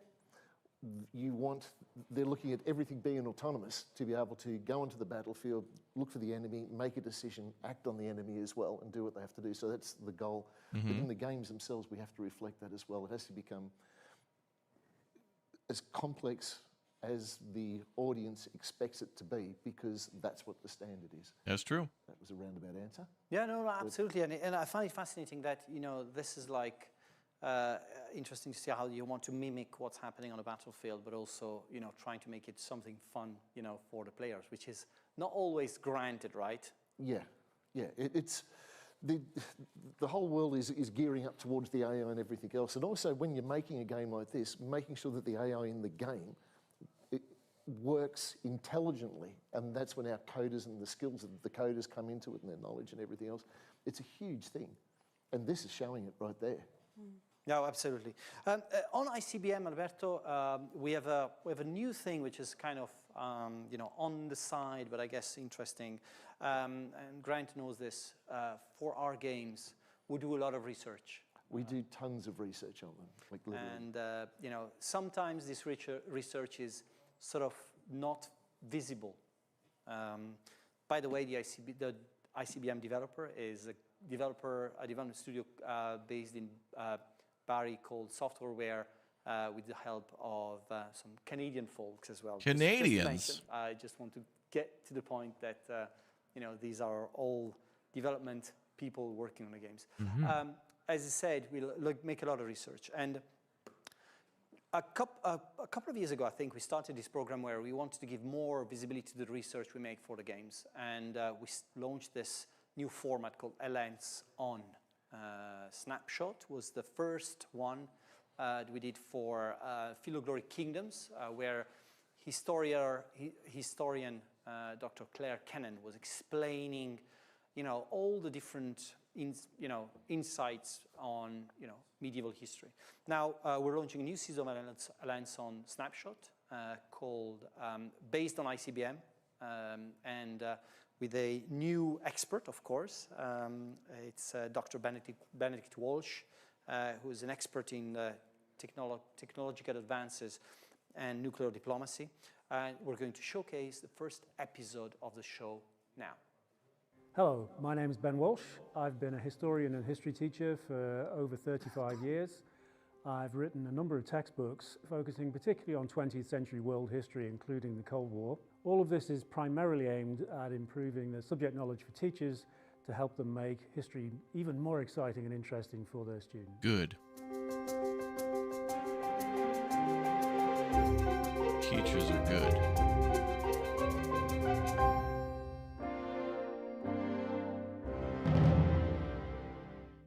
ICBM Escalation is a strategy game. It's inspired by the events of the Cold War, but it doesn't follow those events slavishly. However, we think that some knowledge of some of the events of the Cold War could provide useful background knowledge and maybe even prevent a miscalculation during the course of the game. The Cold War helps us to understand how different conflict escalations panned out. It also helps us to think about whether alternative scenarios were possible. For example, what if the USA had taken a more conciliatory approach in 1962 during the Cuban Missile Crisis? Would there have been a different outcome?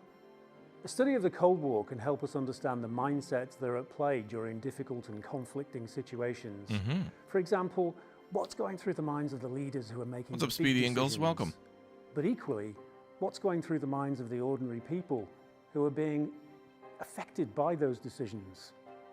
Technology was a key element of the Cold War.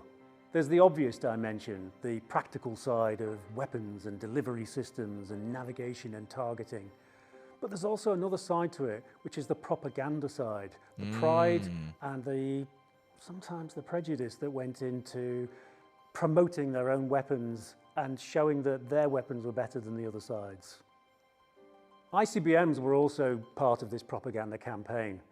During the Second World War, German scientists had developed the V-2 rocket, a sort of early intercontinental ballistic missile. The Soviets and the Americans both saw the potential of this weapon. The Americans launched Operation Paperclip. This was an operation to recruit, and that could include bribery and corruption and force or blackmail, to recruit Nazi scientists who had been involved in the program. They did do that, yes. Some Americans were conflicted by this. They were not comfortable with the idea of Nazi scientists like Wernher von Braun being recruited to work for the Americans. Having said that, the Soviets realized that this was going on and behaved in exactly the same way. So each side put aside any kind of moral qualms in the pursuit of better technology and the race to the best ICBMs. The nuclear rivalry escalated in the 1950s. The American President Eisenhower launched a space program and encouraged scientists to develop a man-made satellite that would orbit the Earth. Imagine their shock then when the Soviets beat them to it, and in 1957 they announced and indeed launched the first satellite, Sputnik. The Soviets rubbed salt into the American wounds later again in 1957 when they launched Sputnik 2. Sputnik 2 was bigger than They Sputnik made a second one? and it A even carried a sequel? dog called Laika. Oh, yeah, Laika. This really upset Americans because obviously the next stage on would be carrying humans, presumably. This might seem a petty rivalry over who's got the first satellite and whether or not there's a dog in there. But of course, this is really about the potential. If the technology could be made to work reliably, then it wouldn't just be satellites that were going up into space, it would be ICBMs. The Americans responded to Sputnik by pouring money into space research. This meant extra funding for existing programs and setting up new ones as well. One of these was called Explorer. It was run by the US Army and it included the former Nazi rocket scientist Wernher von Braun. By 1958, the American funding of space programs was starting to pay off. In January of that year, they sent up the first American satellite, Explorer 1. Later in that year, they set up NASA, the National Aeronautics and Space Administration, to research into space and develop new technologies and new vehicles. The space race continued through the 1960s and 1970s. The Soviets were the first to put a human in space in 1961. The Americans were the first to land on the moon. This rivalry was technological and scientific, of course, but underpinning it all was still this idea of how this technology might somehow affect and improve ICBMs.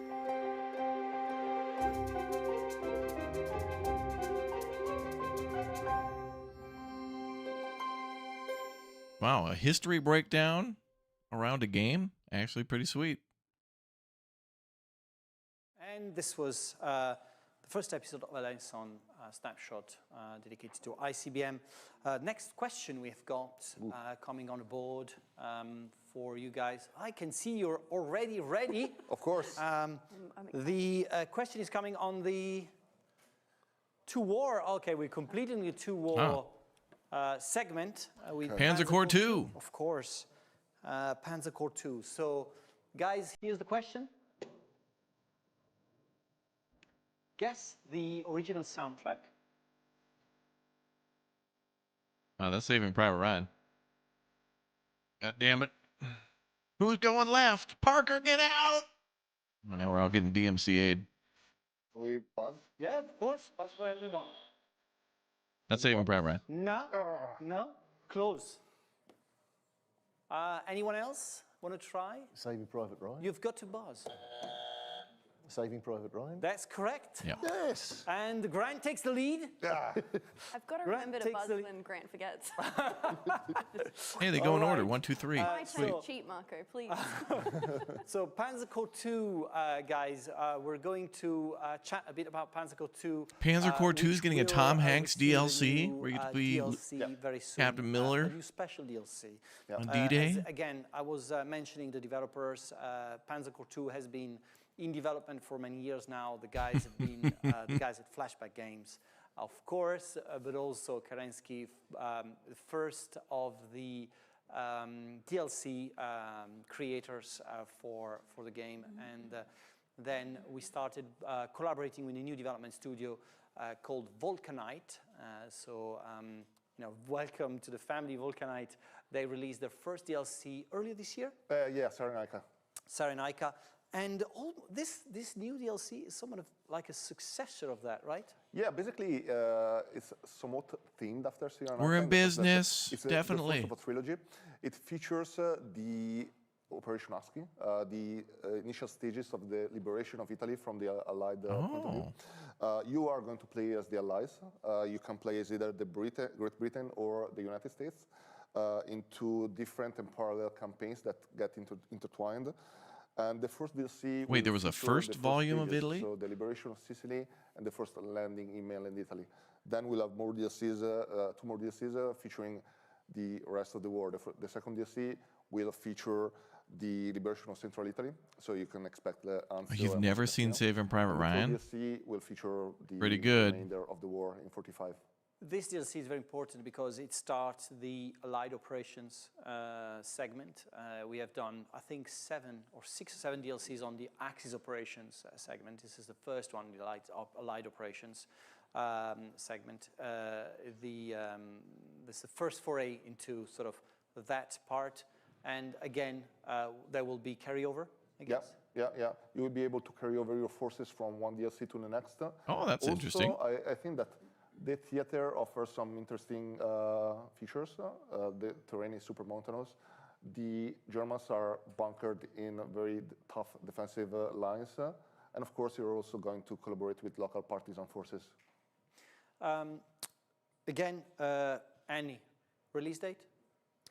This one is early 2026. All right, so we're close. We're very close. Do we have a beta coming for this, Alberto? A lot of stuff coming early next year, which is nice. We have one very soon, right? Within the first quarter. I think so. I'm pretty sure that they post the announcement soon for it. I mean, this is, of course, again, one of these examples of how historical research shows very clearly. So this is going to be the first DLC we have for Panzer Corps next year, and there's going to be a lot more coming from also new creators, content creators, DLC makers. So expect more news about some DLCs with more water. Oh? That was it. All right, so next question on the board. Hey, we're out of war games let's now. Check it out. But other worlds could still have some more war other games. worlds. I think we're leaving the what's next. I think that's on purpose, maybe, the what's next column. But let's see. Oh, damn, So, Starship Troopers, let's go. Is there a new DLC? Oh, I wanted this. One of the biggest games we've had in recent times. Yes. Starship Troopers just got a territory mode released. Territory mode was cool. Early this year. It was a massive success. You guys loved it. The developers at the Artistocrats up in Belgium are super excited to share more stuff. Belgium. Let's see what the question is. When did the last Starship Troopers movie come out? Oh, God. All right, so there's three answers. A crappy sequel, probably. So, in 2010, 3, I'm going 2, to 1, say. buzz. I'll give it to Alberto is competitive. Alberto, what was it? I think it's 2010. Wrong. No. 2008? Should I give it to him? Yeah, go on. Yeah, that was correct. 2008 was the last Starship Troopers movie. That's okay. Okay, you've got 2 points. You're tying with Alberto. Time flies. Grant is still in the lead, and Starship Troopers. So I said we've done a territory mode. What is coming up next? Tell me more. Show me a trailer. What's coming up next is a new DLC called Eradicators DLC. It's a battle group that you're going to be using on the territory. Oh, the Eradicators. That was the yellow squad we saw earlier. Type of army. Because it makes sense. They do look like exterminators. R&D-based units and technologies. So you can exterminate arachnids with deadly chemical substances, pulverize them with powerful nuclear and radiation weapons, and utilize top secret prototypes and things like that. It's really a top secret kind of DLC. Kind of unique in their own Top secret. One thing about the idea New of the battle arachnids group, too. right? How it ties in with territory mode and how it will develop over time. Yeah. So basically, territory mode it's a mode about capturing terrain and taking control of vital key points across the map. And we wanted to make it replayable by offering both a selection of different maps. So when we launched the territory mode, we shipped it with a lot of different maps. As well as offer the opportunity to bring in different type of units in the game that you can tackle the territory mode in different ways. So for instance, when we launched the territory mode, we launched it with the Ground Pounders battle group, the Hellraisers, and the Peacekeepers. Each one bringing different units and having a different gameplay style. And now we're bringing the Eradicators to it. And there are also ideas for future battle groups as well. As I said, Starship Troopers is in development at the Artistocrats. This game and this studio has put so much effort into bringing this new mode to give a new life to the game. Up until now, we have only released story DLCs. Now this is taking the game to a completely new level. We have seen a lot of new players coming back to the game, which was fantastic. And I look forward to see, how many more coming back. Annie, when is it releasing? Well, this one I can say is early 2026, but specifically in the first few months of 2026. It is. I mean, I like it how you never commit to much, which is very. What is it? Under promise, over give. No, yeah. I mean, yeah. And or then deliver. on 1st of January, boom, you've got it. Boom, they're all arriving. Keep your wallets ready. No, that's great. I think Starship Troopers will get this DLC very, very soon because there's so much happening in the future of the game. So look forward to what is happening next. The next question I've got for you. I'm excited for the Starship Troopers stuff. I want to play that some more, now. Especially with the fire. Very BK answer, but it's effective. Let's see. Oh, it's the first time on the What's Next. Okay. So let's check it out. What game is about? Scramble. 1.0 release next year, it seems. Spring 2026. Now, Annie, if you get this wrong, there's going to be consequences. Very drawn and quartered. So, what the question is, what's the name of the famous Michael Bay movie that has a seed set during the Battle of Britain? Dunkirk? It's like good for 3, 2, 1. Battle of Britain? Grant. Pearl Harbor. Of course. That's God, yeah. That's right. Pearl Harbor does start with the Battle of Britain. I didn't remember it had Michael Bay. Battle of Britain. Of course. Michael Bay, yeah. Battle of Britain, what are you talking about? Don't worry about it. Annie, Scramble. Before you get to having a little bit of a talk about Scramble, let's take a look at a trailer for you guys. September 1940. I lead an RAF squadron of 12 pilots. Our chances of holding the channel depend on the cooperation of every squadron in fighter command. Fighters, they know where we're headed. Red leader is turning to target. Stick with him, over. Copy. Some of my pilots are fresh out of training. Some scored victories in the Battle of France, but all of them are needed. Are they friendly? I can't tell. Can anyone ID those fighters? Over. I made hard choices I can't get a shot at him. to satisfy our objectives, to lead them to greatness, to bring them home. But I also watched them fall. My brave men, my friends, dying before my eyes. U-17's coming in fast. Get ready, boys. Our duty is to defend our country. My duty is to lead my pilots. Stay sharp. We'll see this through. 1.0.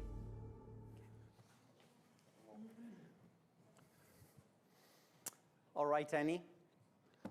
Scramble. This is an interesting one because, I mean, it's your baby.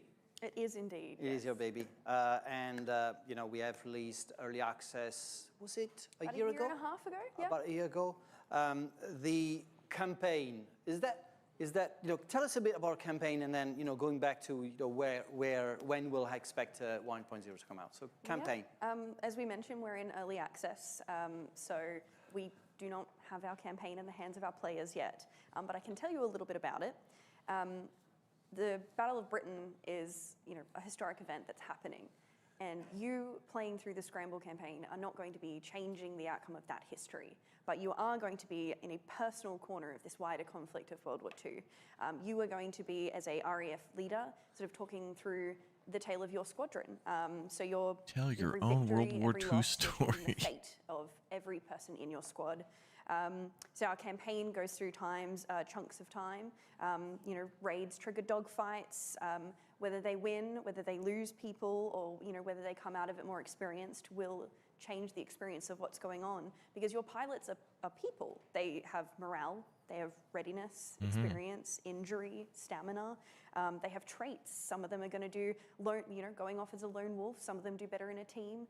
Some traits are going to be that maybe they learn faster or recover from injury faster. And then in a more personal sense, that some of them are going to have like bonded teammates that they're best friends with. And obviously if they go down during a raid or they do really well, that's going to impact them too. We really wanted to have what was the equivalent of a memoir of a pilot be played out on your screen through this campaign. So that's pretty fascinating to see that. I mean, it's all started with a skirmish game with planes, right? Yeah, absolutely. And now we have more like a human aspect to it, which I find fascinating. Yeah, it is at its heart. It is a dogfighting game, but you're really attached to the pilots that you are playing with because they are playing alongside you almost. So we've talked about, we have our squadron leader mode, and that was the thing that people really, really liked playing, which is this almost like continual endless mode with their squad. And as we added, you know, fighters like the Hawker Hurricane or bombers like the DO-17, that stayed consistent. Even with multiplayer updates, people wanted to see their pilots' names still alongside their, you know, friends' usernames. So that was definitely part of it. Annie, I know it's, but you're the release person today, so we have to ask, you know, when is 1.0 coming out? Is the campaign mode release going to be the 1.0 thing? It is. So it is going to release alongside our 1.0, and we are looking at spring 2026. Oh, that's great. That's very. I want to play that. It's not too far. It certainly isn't. So again, I mean, I'll let you also join me. I'd give that a shot. You know, development team here is an internal development team. Absolutely. Anyone here read the Starship Troopers novel? Our guys, especially John Spencer and I don't think I have. Working tirelessly on this game. You guys have been instrumental to making this game. I can see. I mean, I think reviews are around 90% on Steam. Absolutely. There's a fascination towards the model, the combat model, and the you know, how Scramble plays. I mean, yeah, Scramble's very interesting. Like it is partly a flight sim, but someone described it to me as chess in the air the other day, and I thought that was probably the most apt description I've ever heard of Scramble. It is a dogfight game at its heart. Yeah, that's amazing. That's amazing. Thank you very much. I've got here. Sorry, Greg. I need to give you more beer because I mean, there's people in the chat asking about. Do you know anything about combat mission? I do know a fair bit about combat All right. mission, yes. Okay. Yes. Okay. But you can't talk about it. No, I know about Combat Mission. It's been around for 25 years. It's an amazing title, fantastic. But that's as much as I can say. I don't know anything about the future. Oh, really? Okay. And you're sure about that? Yeah. Okay. Yeah, my lips are sealed. Okay.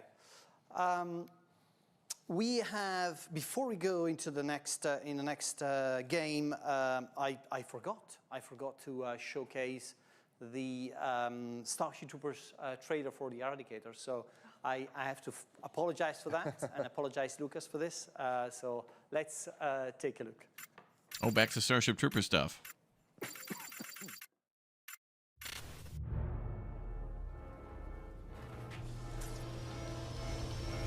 that a missile?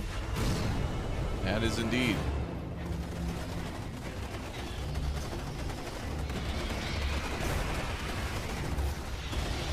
Oh, damn, you get like little drop pods? Oh, it's like counter bugs. Oh, damn.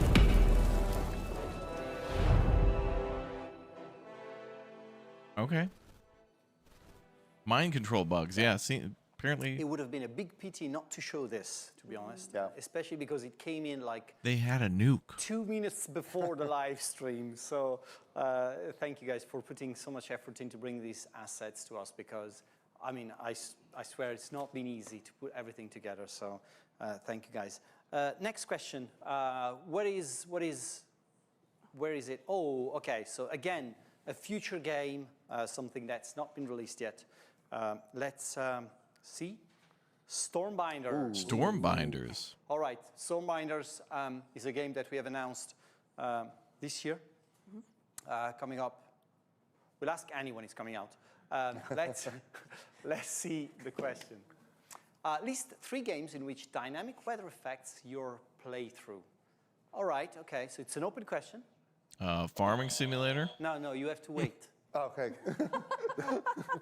It's just like, you're just misbehaving all the time. 3, 2, 1, go. Frostpunk? Okay. Hearts of Iron. Okay. Sailwind.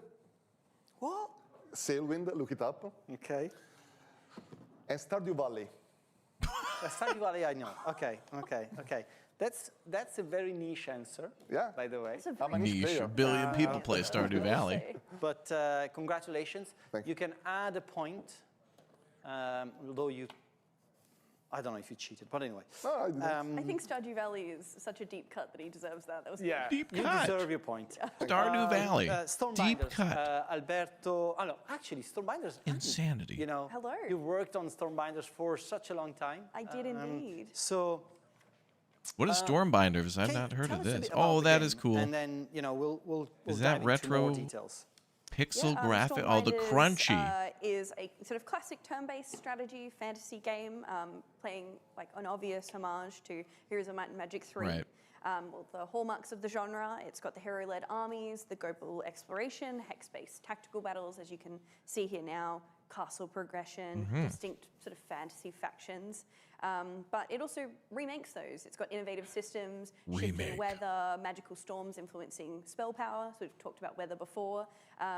But also the fact that you can either work with those or against them, or bind them to your will and use them as part of your strategy.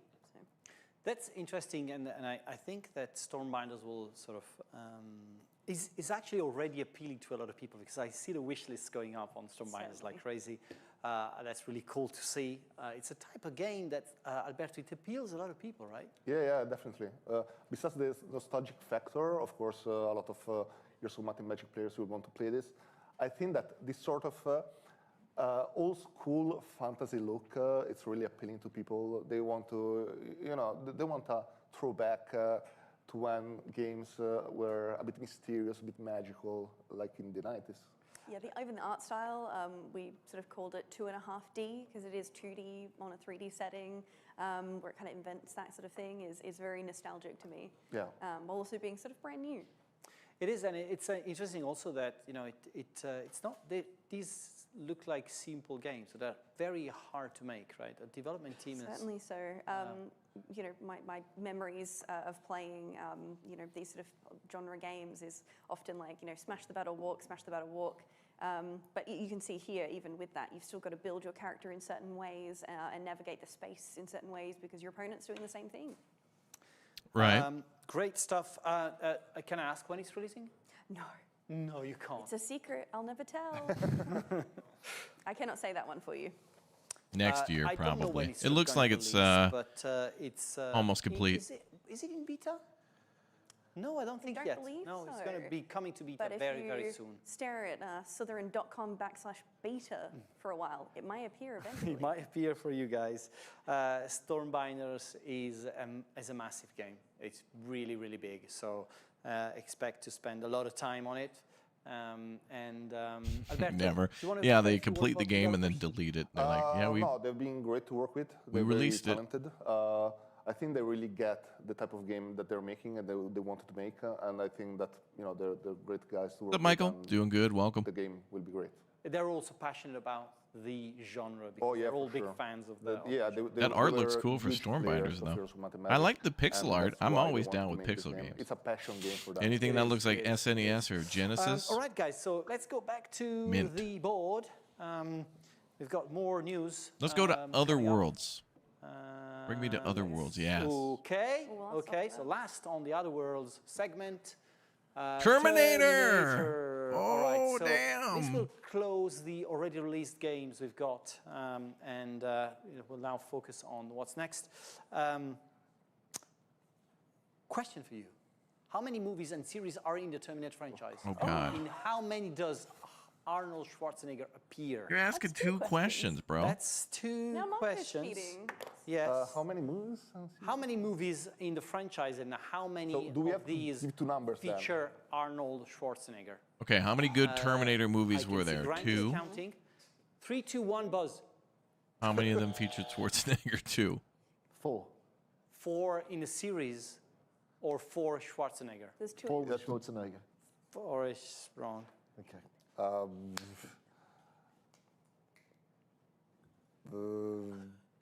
3, 2, 1. I'll try. 5 with Schwarzenegger. Wow, 5? I think he was in 4 movies. For the first one? I don't know. No, I think he makes a cameo in the end of one of them. I think it's something closer to 9 movies and series, and I think he turns up in at least 5 of them, maybe 6. You were so close, I'll give you a point. Oh, what's the answer? The answer is 8 in total. There's 6 movies and 2 shows. Okay, and I did remember. he shows up in 5. Oh, wow. That was a difficult question now. Really difficult.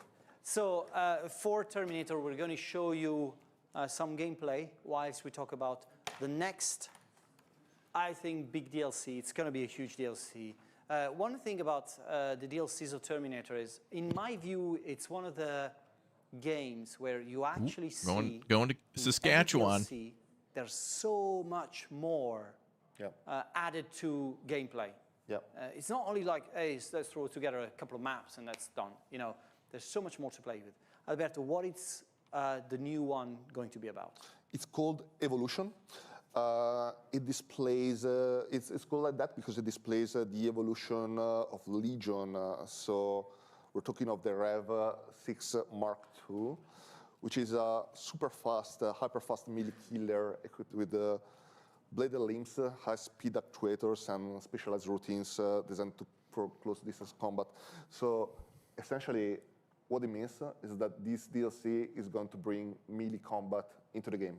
Melee combat? This means that all the existing factions are going to get new units, and some of them will be melee combat oriented. It also means that we're bringing the story forward, because as you can see in this trailer, we're going to set it in the frozen wilderness of Canada. I knew it. Expect a lot of snow, expect a lot of once again, dynamic weather. Well, not dynamic, but weather affecting your gameplay. Speaking of Stormbinders, so low visibility, blizzards, and it affects mobility and detection, and of course also your tactical options across all the missions. So yeah, as you said, all the DLCs for Terminator, they really bring something new to the table, and we also wanted to do the same with Evolution. Annie, do we have an idea when it's releasing? Early 2026? Of course, early 2026. Of course. Big spring for RTS games then, for anything from Slytherin. Including that broken arrow. But this one is early 2026. It is going to be early 2026. Grant, if you were ever have to work on a melee Terminators that just gonna plow you to death? How would weather impact the gameplay?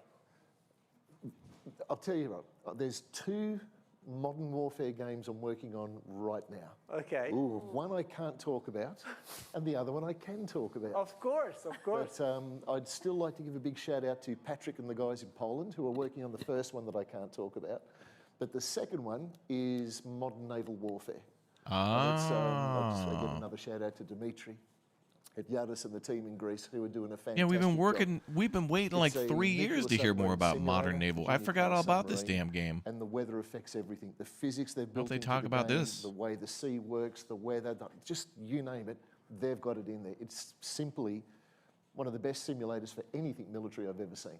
And that's what we're bringing out. And you've seen a lot of military simulators in the world. It's supposed to have maritime traffic and stuff in it too for ships. Like modern naval warfare.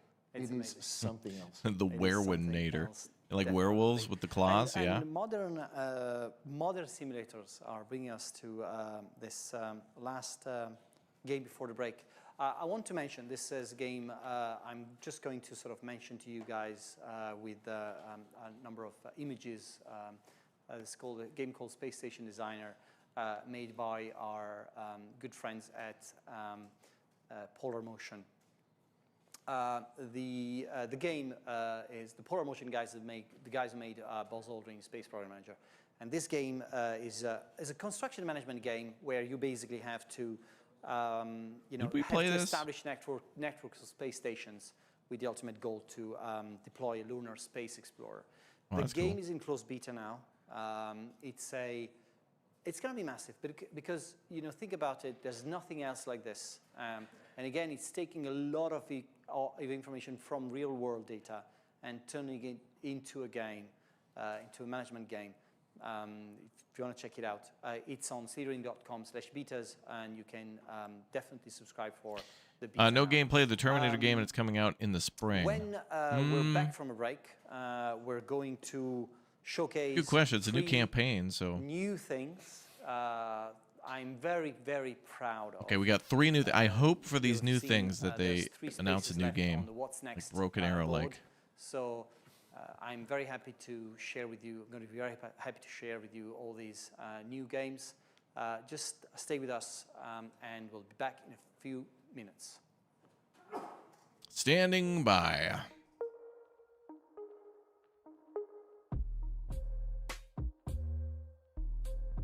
All right, so again, if you're just joining us, Broken Arrow has confirmed that there's new stuff coming for that, and we'll be talking about that in the next couple of days. I think, I don't know, maybe tomorrow or the day after, I'm going to make a video on like the things that interest me the most. So like the Terminator the DLC for Terminator, the update for Broken Arrow, and then maybe even that World War II game, Scramble, coming out, and this one as well. I think that, or no, that's a different game, but the battle plan game where you're making maps looked very cool too. And then also the new stuff for Starship Troopers, which is coming. So they're working on some good stuff. Slitherine is like, pretty much every one of the games on that list is either one we've played or we're interested in playing. And I think of the biggest games they've got is probably Starship Troopers probably hit the hardest. And then Terminator. And then Broken Arrow came out, and that was just like probably the biggest game they've ever made. But Broken Arrow had some issues with like the save and stuff like that. So if they address the Broken Arrow stuff, which apparently they address the cheating and whatnot. Scramble Battle of Britain is a tactical we gotta have. That thrusts I don't know. I'd like to play Broken Arrow again, but of the it was fun to play that with all the boys. Lead your squadron through intense aerial battles in a 3D dynamic airspace as Luftwaffe and Royal Air Force fighters clash over the English Channel. In the early access release, players take on the role of a squadron leader, commanding a crew of pilots, each with their own. All right, we got to see the grand finale now. I wanted to go play more Starship Troopers, but I didn't realize this would be lasting like 2 hours. I thought it was just going to be an hour event. Maneuvers, witness simulation outcomes in real time, and rewind the action to analyze. I will say though, I really hope that so Slitherine does a lot of these events, and 11-Bit Studios had their first one yesterday too. And I think the format that we all like the most is probably how 11-Bit Studios did it, where it's like you can absolutely have people on screen, and it's nice to see the people who are making these games. Because it's cool to just like anybody could just upload a bunch of trailers and that could be like a 15-minute thing. But if they're going to share more information, I'd like to see it like that, like having your communications lead and some of the voice actors or people involved in your game presenting them is good. And it's tough with these games because there's not really like a main character. Like these are RTS games, so it's like huge groups of people, voice actors, providing providing Fires small and lost lines components to can dramatically impact your aircraft's have like the World War II Witness vibe and realistic whatnot. aerodynamics and pilot physiology with severe But I think G-forces 11-bit causing did it the blackouts best. and enemy fire Presented potentially very lethal well, to pilots. and I hope So, more get ready to soar into the developers do action that with style in the Scramble, future, where it's like Battle of Britain, individual and studios experience the thrill presenting of their aerial lineup of combat games is like actually never pretty. before. Like publishers and developers, that's actually pretty sweet, you know, because there's a lot of stuff that never gets shown at the Game Awards. Hello, or welcome everyone. Welcome it's so back to buried our in kitchen. trailer events. So it's cool when There wasn't enough fennel in the supermarket, so we have coriander in place. Well, I don't know how to call it, but it's a great piece of game design. When players complain about a problem, they're always right. But when they come with a solution, they're always wrong. I was a bit of a pariah at Bethesda. I don't drink wine, I don't drink coffee, and I don't eat sushi. They're like, oh, don't bother asking Pete, he doesn't do that. Where Rossi put his helmet with his face like... This is one of the best experiences of my life. Tan would love this. Thanks for joining us, guys, and we'll see you next time.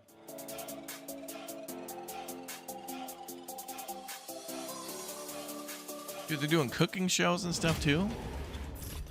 They're doing podcasts, cooking shows, talking about games. I could get behind that.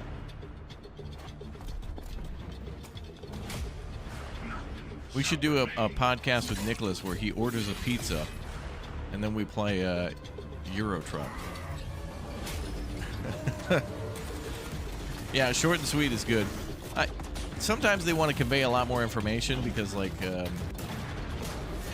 you have to be into strategy games to get excited about these kind of games. It's kind of hard to get somebody excited about Warhammer if they don't know about Warhammer, and about strategy games if they don't know about strategy games. So, to share a little bit more information as to what makes it cool is cool, I guess. Okay, let's watch the end of this. I want to see what 3 or 4 games are remaining. And I wanted to play more Starship Troopers, but no, we're going to watch this. We're doing it. And welcome back, guys. We're here for the reveal of the last 3 games World premiere for today's show. The first one is a game you might know about, but you didn't know about under our umbrella. You will see very soon. 13th question on the board, and the question is about, let's go for the question first. Who were the 2 contenders in the race to invent the radio, and who won? That's 2 questions again. So 3, 2, 1. Radio? Is that Nikola Tesla? And Edison? We need Neil. We need Neil. Who the hell invented the radio? Oh, we were waiting for you to say go again. Yeah, exactly. Okay. So, Marconi, and I don't remember the other one. Okay. Who is the other one? Marconi. Who will give me the second one? I don't know. Think of a car. Think of a car. Renault. Yeah, Tesla. What did you say? Ford. Ford, no. It was Tesla. Oh my God. Really? Tesla working on a... I actually think they win. But Marconi won. Yeah, Tesla did a lot of it was, remote that's how it control, went. radio so control. while we're talking about radio, guys, we have a short teaser for you before we say what it's all about. Is a game about radios? What is this? Hello, come in, chat. Radio Commander. Oh, damn! This game's cool. Radio Commander's badass. There was like a Vietnam and a World War II version of it. Franchise brand. That's cool. You got to like call in coordinates and like call in artillery. Radio Commander comes from a Polish company called Game Operators. And Yeah. Acquired Vietnam. They're making a Radio Commander Vietnam game, but there already was one. To grow a great Vietnam 64 franchise out of it. We're going to do great things with it, but first of all, very quickly, Alberto, what is Radio Commander? Yeah, Radio Commander is a game which was originally set in Vietnam. So we took the original Radio Commander. It was originally set in, I think, World War II. Vietnam 64. It's a game in which you use the radio in order to get information and send information on the battlefield and send orders to you. That's cool. This is a really cool concept. Vietnam, of course, was a setting in which having real-time information was vital in order to understand where the enemy was. Most of the time, patrols will get ambushed and you will have to react really quickly. And of course, time is of the essence in Radio Commander. So essentially, you receive audio reports from the troops under your command, and then you're able to act on the information that you received as a commander and give orders to those set units, tell them to retreat, tell them to go to certain places on the map, and essentially give the type of orders that a real commander would give in that situation. The map itself doesn't really adjust automatically. You have to do it yourself. Really move the tokens and the pieces of information around on the map according to the information at your disposal. Yep. So this game's hardcore as hell. Before was a game already released by Games Operators. So, but we I'm now look this have, up. you know... We are now the publisher of it. Okay, and then we have a new game under the same umbrella that we have announced. We do, and it's called Pacific 41. It's a game. It's set in the Pacific Theater. You will be playing as the Americans following the offset of the Pearl Harbor attack. And from one mission to another, you will be facing the Army of Japan and the Navy of Japan. And you will be facing those same harsh situations. Oh, we may have played the demo for this one. Okay, so they've got... I just looked it up. Radio Commander was around in like 2019. I think it's very easy to maybe a little before and after. And it did have World War II. You can even take notes on the map itself. Which I think was in Europe and Vietnam. But it looks like the new games are Vietnam again and then the Pacific. Which is near the beachhead.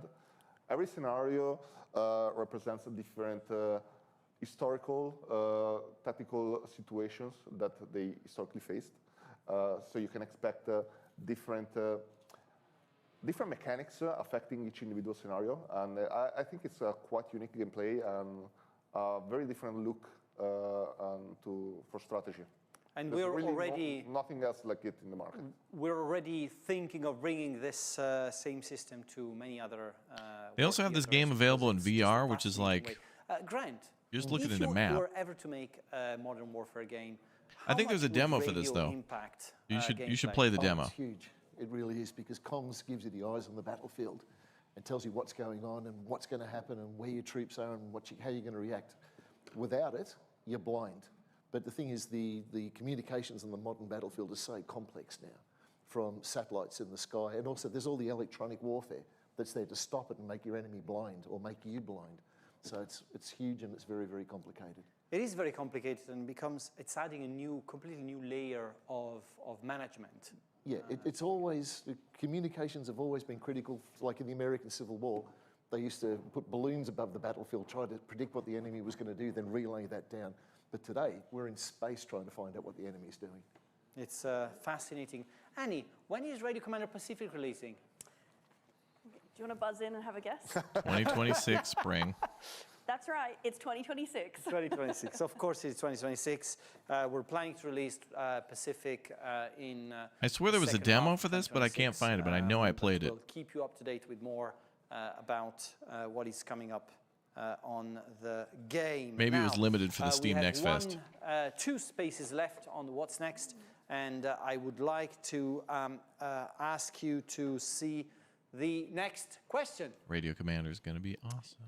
List 3 war games, like I'm saying miniature war games, that were adapted into video games. 3, okay, 2, 1, Warhammer. Sorry, question. Like literal translations, like complete adaptions. Oh, come on. Give me 3 miniature war games that were brought to... Warhammer Fantasy Battles, Warhammer 40K, and Hero Quest. Okay, you're fired because you didn't mention Field of Glory. Okay. So I'm sorry, but it's the last day at work. I'm so sorry. But before you're fired, you have to complete the show today, and let's take a look at the video we have for you.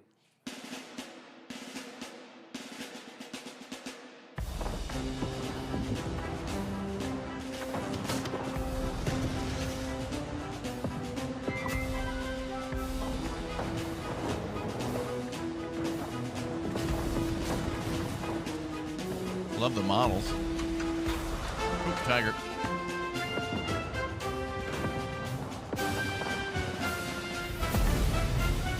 Bolt action digital battlefields. So bolt action.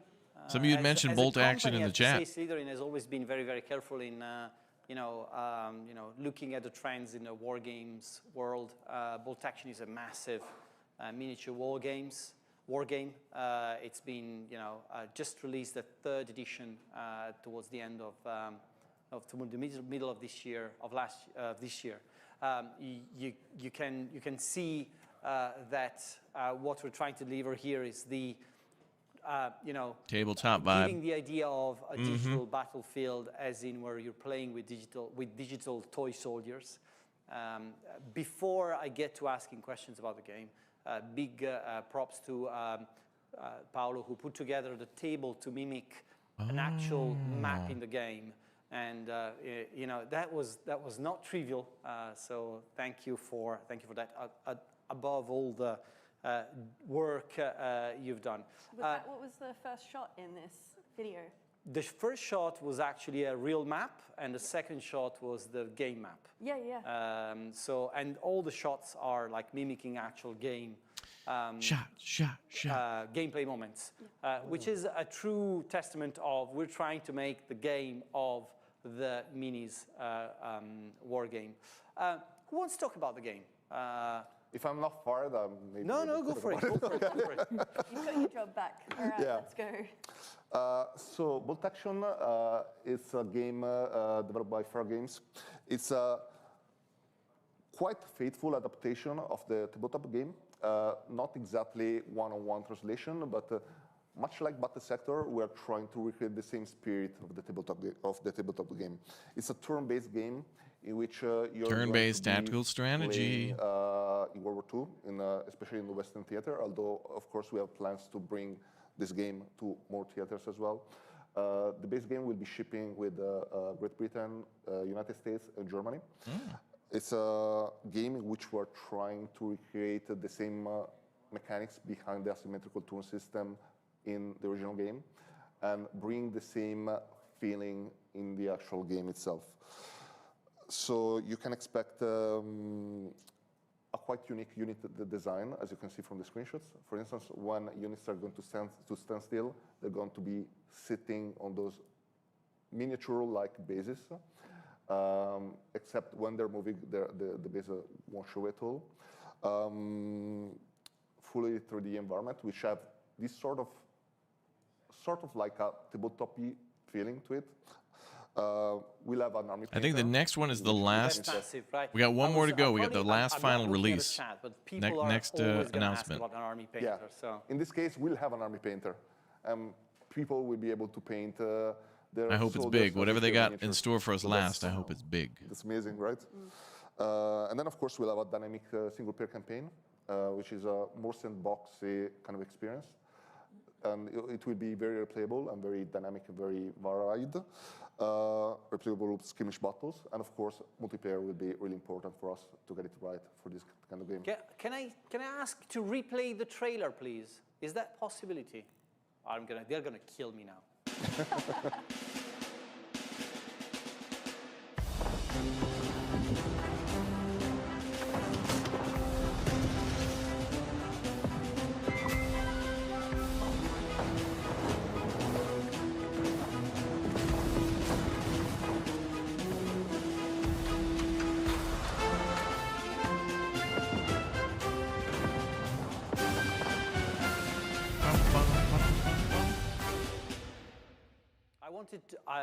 I wanted you to check the craft, because the first time you see it, you don't really realize it, but there's a lot of craft there. I wanted to point out. Yeah, this will probably be spring 2026 as well. Next year, the developers at Frag Games are being very, very, they're hard at work, but they're also passionate, so passionate about the game. So, passionate about their passion. To mention all the great development studios we work with, big kudos to the guys at Frag Games for the exceptional work that they're doing. We have a last. All right, last final world premiere. Guys. This is one that's pretty close to my heart, so I'll not the question, but the answer, or the game related to this. So let's take a look. What do these 5 characters have in common? Freddy Krueger, the Boogeyman, Candyman, Vecna, and Pennywise. They all have vowels in their names. 3, 2, 1, buzz. I'll give you 20. They appear in nightmares. They are appearing in nightmares. So you can give yourself a point. That's 4. We have a loser. This game is rigged. He's lost the quiz. He's lost his job. It's a rough day for You us. watched 653 of my videos this year alone? Damn, dude. Thank you, Jao, for watching so many of the videos, channel videos. I mean, the announcement here is of course, that I'm going to have to thank one of the content creators out there, 2D Kiri, who I love your work, but also you've sort of pointed us into this direction when we were filming the first episode of The Hot Seat. This was back in August, I think, or July or August. And one of the games you mentioned was a game called Nightmare Frontier. Nightmare since Frontier. Then we got in touch with Ice Code Games. The game was already out in early access, and we have now signed a publishing deal with Ice Code Games, and we are going to take care of Nightmare Frontier from now on. I'm very proud of it. I'm very proud of the work that Ice Code Games has done so far What is on the Nightmare game. Frontier? It's an amazing game and deserves a lot of attention Show and video. care and love. So very happy that it's now joining the Slitherine family. Alberto, tell us a bit about what the game is about. Yeah. So it has a quite unique setting. I want to start from that first. It's set in this alternate history version of the United States, in this dystopian version of the United States from around 150 years ago. Oh, it's like society has completely turn-based collapsed tactical because, strategy, but it looked a there's little bit like supernatural Desperados event, or something. Causing nightmares to seep into reality, and people's worst fears are manifested into physical shape. So basically, if you're afraid of, I don't know, fire, you will see fire popping up. So of course, you as can collect imagine, loot this game is of the not year. really good for our well-functioning society. Cancel which all means games for that, 2026. society is banding together these crews of scavengers, which are mankind's last hope to go on raids, scavenge enough resources to get back It's to got like base, an 1800s Wild West you know, vibe. craft more equipment and find out what is really going on. And this is the game. It's a turn-based tactical extraction looter. Turn-based tactical looter. Exactly. And what is it? That's got to be the first time. Yes. What's the massive news about? Oh, for Broken Arrow, there's they've confirmed that Latvia, Estonia, and Lithuania are coming very soon for playable faction for the kind of allied with the U.S. And much more. Enemies and other players as well. And It's big news though, and they showed kind of a roadmap for Broken Arrow. So tonight I'll be making a video for our YouTube channel, and I'm just going to break it all down of Broken Arrow and then a couple other games that grab my attention carry on to fight another for day with, you know, more equipment and next more year. stuff. I think it'll be spring next year that they have This that. is essentially the same atmosphere that Ice Code I want to play more Broken Arrow, but I've been waiting for them to really like drop roguelike game in which, new maps. you Oh, go out also I think a new map is on, coming with that raids, as well. But I as want you new can see, maps there's and a new content. Pure roguelike node system. You decide which sections of the city you want to explore, and then you face different encounters or different combats that are procedurally generated. These combats are super brutal. It's a really difficult game. It's a really unforgiving game as well. And you shouldn't get too attached to your guys either, in the sense that they will Characters will die often. easily, yeah. But you know, they're quite expendable because you can just replace them.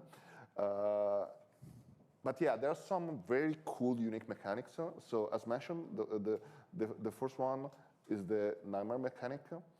Essentially, depending on the guys that you bring with you, you will get different fears that you're facing. The more your fear meter goes up, the more of these nightmares will manifest. And they might show up as either enemies or environmental objects and hazards. We also have some really Moxie cool, Man, thanks for the 5 bomb for chat. Thank you. For instance, control of the map is super vital. You can manipulate objects on the map by interacting with them. There are environmental objects. You can also push enemies into other objects, nice. Causing damage to them and also what they're going to hit. On top of that, there's a mechanic called Overcome.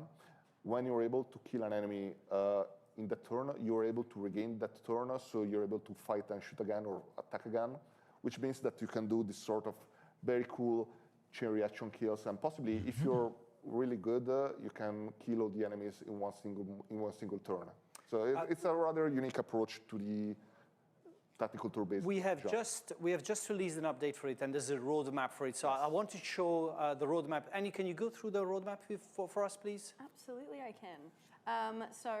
We have just today, which is not on this roadmap, released a update for the game. So they've added a final boss storyline and combat, which pushes the actual storyline along, alongside some adding a sort of big boss and some other mechanics. The sort of early Q1, we're going into enhanced tactical deployment. We're adding new fears, which also automatically means new enemies. And we are also adding a raid briefing menu, revamping shotguns, and finishing the main storyline, which will be the second half of this boss part. Into sort of late Q1 2026, we're adding additional objectives on the tactical levels, new fears and enemies as well. We're adding headquarters menus. I think, as you mentioned, the sort of base management is quite a big part of this as well. So new items, obviously loot's a really big part as well. Introduction of a couple of side quests in the system and a new interactable type. Then into sort of going into Q2, a new fear, new objectives, and new mechanics as well.